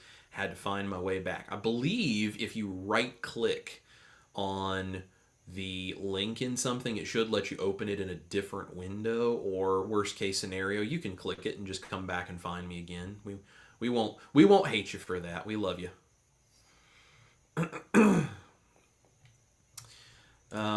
Amy says, Chris, speaking of meal prep, have either of you made a video of prepping ideas? I have not, but I have been experimenting with some stuff, and I will, in the new year, it is my goal to go beyond just doing a recipe video every Saturday. Like, I have different subject matters. That's one of the things we were talking about with that whole thing of, if I do like a cheat meal, show you something we think that's healthy, what it does to my blood sugar, and then go into the explanations of, okay, why? Like, culinarily speaking, why would this do this to you? And how can you then have a recipe that's a different version of this that would not do the same to you? That's kind of one of those things where I'm trying to kind of go a little bit further and show you the ins and outs of that kind of stuff. But meal prepping is another one of those things, as I can develop hopefully some more ideas. I can show you some of that. Do you have any meal prep videos, Victor? The one that I did was, and I do have that on my calendar to do in the coming year, but I just did the Thanksgiving one that were all things that you could make ahead of time and freeze. Kind of like what somebody was talking about in the comments, but that's the only one that I remember that I've done. But it's just all stuff you can make a bunch of and freeze, and they all reheat really well. And I told you kind of how to do that too. So yeah, more holiday food stuff. Yeah, that's a really popular topic. I think a lot of people seem to be looking for info for, and I get it. I mean, I do some of my own stuff for meal prep because it saves a lot of time when you can do it, especially if you can do it and it's going to turn out good, because there's a lot of meal prepping stuff out there. And then you do it, and you're like, well, that really was kind of a waste of my time. But you can do it, and it tastes good. That makes a big difference. Cindy says, I feel the biggest reason for not keeping this sustainable is people do not have the right mindset. I totally Agree. And that's honestly, the recipes that I make and the things that I'm doing, and I think Victor would probably say the same here. That's what we're trying to do, is give people tools so that it's like, if you have the right mindset going into this and the tools to help support that mindset, it makes it so much easier to stick with this. Right.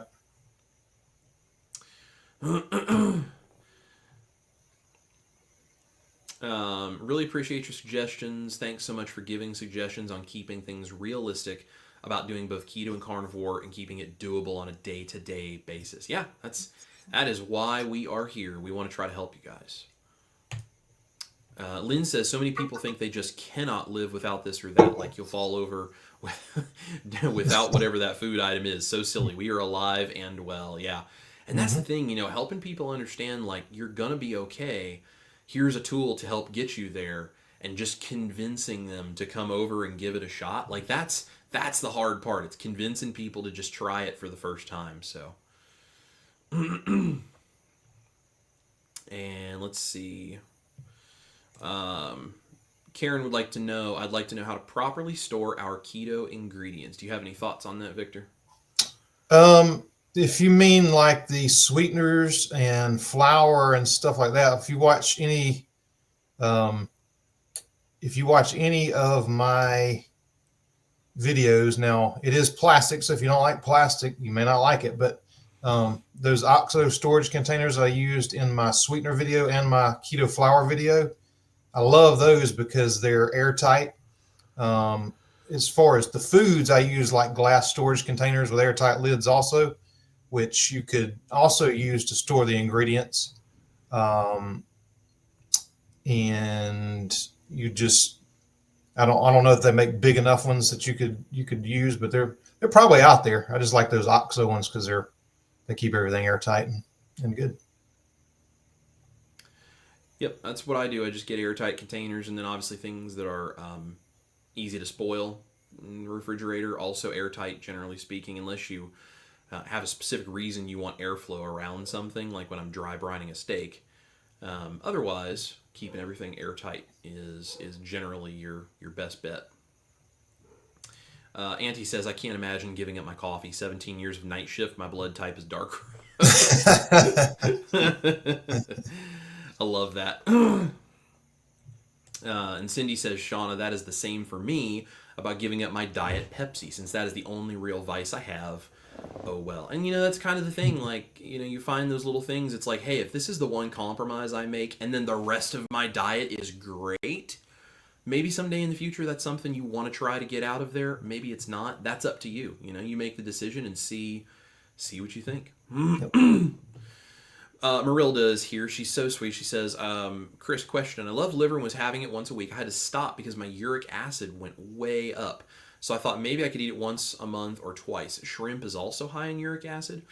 Yeah, Marilda, I've heard different people have different kinds of reactions to this kind of stuff. And I'm no doctor, so I can't really give you very much advice or good thoughts on this. I do know that there are people out there that basically say, if you're craving liver, have liver, and if you're not, don't worry about it because your body will tell you what you need. I don't really know if that's good advice or not. I just kind of eat liver when I'm happy with it, and I don't really try to force myself to eat it otherwise. Maybe it would be a good thing to talk with a doctor about that. Like, if you do that and then suddenly your uric acid goes up, ask a doctor maybe why that would be happening. There might be information out there about this. Have you heard of this, Victor, or know anything about that? I mean, I just know the liver itself produces uric acid, so that's all I really know about it. I would go on Dr. Berry's one of his lives and ask him that question because I think he'd be probably the one that would know about it more than like your regular doctor. That's just my opinion. Yep. That's that would absolutely take the cake for my advice as well. Dr. Berry is a great resource for that kind of stuff, and his live streams, that's a wonderful place where even if he himself doesn't answer it, one of his coaches can, and they've all been vetted by him and Nisha, and they will give you the same information Dr. Berry and Nisha would give you, and that would be a really good place to try to get that info. So Karen says, seems to me the amount of daily carbs determines your carnivore or keto label. I think we kind of addressed that's maybe an oversimplification of the concept. But if that's how you choose to determine it, then it's your diet. Like you do you. That's cool. Lynn says, I'm not knocking you coffee lovers by any means. I'm talking about giving up things like breads, etc. Enjoy your coffee.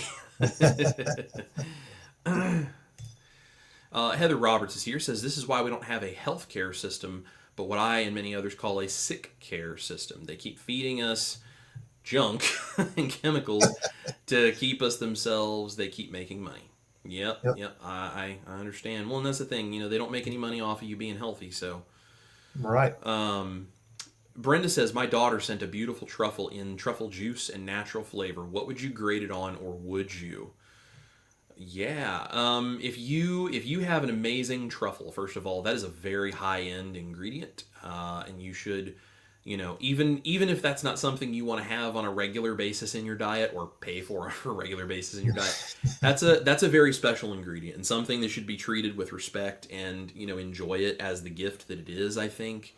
I would make something like either my carnivore pasta noodles or maybe one of Victor's keto pastas or something like that with like something very simple like a butter or maybe a simple cream sauce or something, and grate some truffle over top of that, because it would be really good to highlight the flavor of that so you could really enjoy what makes that ingredient special. That's my thoughts. What do you think, Victor? No, that's my same answer. I was going to say my Alfredo sauce.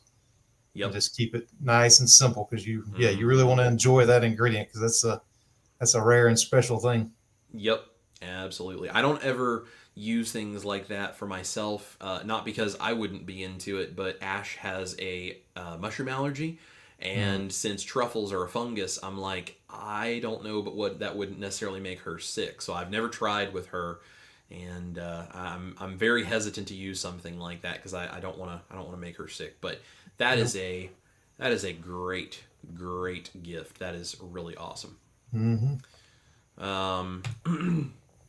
Cindy says, on the occasion I may go off plan, like with getting a quesadilla while out, then I'm right back on my plan. Have been doing it this way for over 4 years now. Yeah, and that's the thing I have found, because I've done this, right? Like I've had like a little bit of something here and there that's off plan.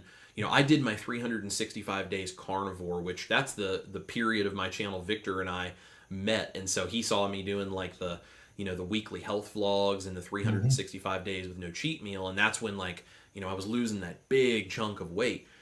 And since then, I have on rare occasion had cheats or at least some more keto or ketovore items from time to time in my diet. And I have found, for me, if I do something like that, the very next day I'm like slamming beef patties. I'm just super high protein, super high fat, and it takes care of it for me. I'm right back on it, and I have found that to be really sustainable. So do you have any approaches you use like that, Victor, if it's like a family member makes you this special cheesecake kind of thing? Yeah, just like I said, just go right back to what you were doing before, and yeah. I think it's super cool. Brenda says, right, thanks. I've never had anything so fancy. Had no clue where to use it. Yeah, that's a really special ingredient. I mean, if you're not into cooking the way that I am, you may not have ever researched what it costs to get like a whole fresh truffle. But I mean, those things are like several $1,000s a pound. So yep. They're very, very cool. Jesse says, we appreciate both of you for the knowledge and those great recipes. It helps so much to stay on this way of healthy living. Thank you. Jesse, you are welcome. It is people like you who say this makes a difference for me that keeps me going and keeps me working on this, because it really matters to me. Absolutely. Josh says, wife and I did vegan for 2 months, but she began having health issues and we stopped. I hear that from a lot of people. They start doing vegan stuff, and maybe at first they feel real good, and then suddenly they start becoming deficient in things that they're not replacing with their diet, and it's like, oh, it was cutting out all of the processed crap that made me feel better, not being vegan itself. And so a lot of people end up changing. Steak and Butter gal Bella is a vegan who then ended up going carnivore, and she talks about that a lot. Let's see if we have any other questions, and that way we don't keep people here for like 5 hours today. Plus, I'm sure Victor has stuff he would like to do with his day off. So, You got to finish Christmas um, decorations. I'm telling you, I mean, it looks like the Sherry. Griswold house over here. There you go. Ash says she married just a version of Clark W. Griswold. If you'd see our house and our living room, it's all decorated, and most of that is my idea. So, Sherry wants to know, have you tried Weo flour or products? I've never even heard of it. I'll have to look that up. I have not. I haven't either. Um, Carrie's here, says I was working on a computer project and learning and how to win. I got a coupon from donating platelets, $15 off a ham. Only paid 56 cents for a 7-pound ham. There you go. Oh wow, I nice. love anytime you can, anytime you have the opportunity to get food at that kind of price. I did the same thing with turkeys around Thanksgiving. By buying a certain amount of stuff at a store, I got like a free turkey. And then at another store, I got one for like 39 cents a pound. So I've got 2 gigantic turkeys in my freezer right now that cost me, I think it was like $5 for me to have both of those turkeys in there. Hmm. So anything you guys can do to save money like that's a good thing. Yep. Let's see here. Any other questions before we get going here? I need to hire someone to just sit with me and stay off camera and just check comments for me, I guess. We got a lot of comments in here, Chris. That's right. Well, between you and me, we got all these people tuning in today, which we appreciate you guys watching so much. Please hit the like button Absolutely. and the thumbs up and just share the video. Just help us out. We appreciate all you guys. We would be nothing without our community of people. It's honestly like we might do all this stuff you guys see here on camera, but without you guys, you are the fuel that drives the engine, and that's why we do this, because we want to help people. So. Holly says, Chris and Victor, as someone who can't tolerate dairy, including butter, I would love ideas how to substitute non-dairy foods for cheeses and butter. Absolutely. So one thing that you can do, and this is a flavor thing, maybe a slight texture thing. I have a video on salt-cured egg yolks. That's real nice to grate over stuff, almost like Parmesan cheese. It doesn't taste like Parmesan, but it gives you that same savory, salty kind of a thing like a Parmesan would as a topping on things. Great on like steaks and eggs and chicken. I mean, like anything you would be eating. That's a really cool one. What do you think, Victor? You might have some more non-dairy alternatives doing keto recipes than I do. Well, not really because I use butter. Mm. But yeah, the egg sounded good. And one thing that I would say, taken from the vegan community, and you have to just watch the carbs on it because cashews are high in carbs for a nut. But there were some really good cashew cheeses and alternatives. There's a cream cheese and things. Like I said, you just got to watch the carbs on it because they cashews are higher in carbs, and I don't know what the other ingredients are that they use, but I did run across some good ones, and that was a while ago. So I'm sure there's some even better ones now, maybe some low carb versions, but it's the only thing I can think of because I use butter or olive oil or things like that. Yeah, so. Absolutely. Cindy says she's got to get going. She's got to get moving. Great interview. Victor, would love to have you on my live stream sometime. Cindy does live streams with people, so. Yeah, I'd love to join you sometime, Cindy. Yep, absolutely. I'll see if I can't get the two of you connected, or maybe I can get one of you to reach out to the other or something. But I think that would be a fun connection for both of you to make. So, Sherry says Weo is a keto flour with a carb blocker. My local keto baker makes amazing bread, and I think this is what she uses. Interesting. I have not heard of that. I will look that up and see what the deal is there. I get a little sometimes I get a little cagey about the carb blocker things or like the resistant starch stuff because there's some conflicting evidence out there, conflicting things. Some people say it works great, and other people say it doesn't work at all. So I just don't know, Sherry. I will have to look that up and see what info I can find. I'm sure Victor can look it up and find it as well. And he's got all the experience with like the keto flours and doing that kind of stuff probably more than I do. So maybe he can maybe he can look it up and see what he thinks, and maybe we can chat. So Yeah, I'm gonna check that out. And then also, I don't know if you saw the short that I did about the bamboo fiber. I'm gonna be checking out that too. I did yeah, I the know that's been popular. iodine with that. So the Cool. iodine shows it as a starch, just like maltodextrin. So I'm curious about the blood sugar Yeah, implications of that. yeah, what it actually does. Yep. Interesting. Well, cool. Well, I think we're all caught up on comments. I appreciate all of you guys being here. I really appreciate Victor taking so much time to sit here and look at my ugly mug today. Y'all make sure to thank him, and if you don't already, please go over to his channel and support what he does, because he's doing great things in this space, and we just really appreciate him.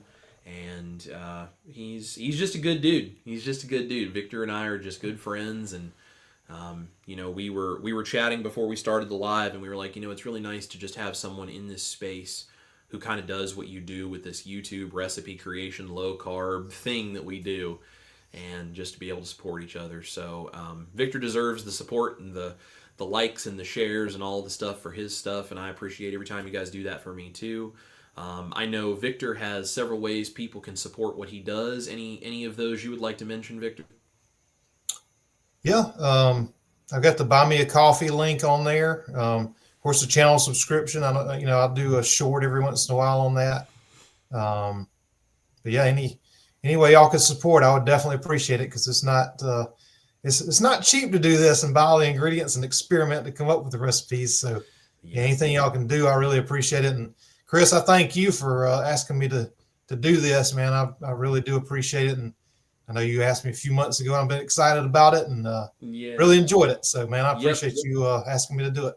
Absolutely. Well, I appreciate you doing this with me, and just all the support you have given me, and the shout outs on your channel I see from time to time that you give me. And those things just mean the world. All of us working together as a community and figuring all of this out, and just being kind and respectful and supportive of each other. That's what makes this all work. That's what makes the world go round, as we all try to learn this. So we thank you guys so much for being here. We love every single one of you guys.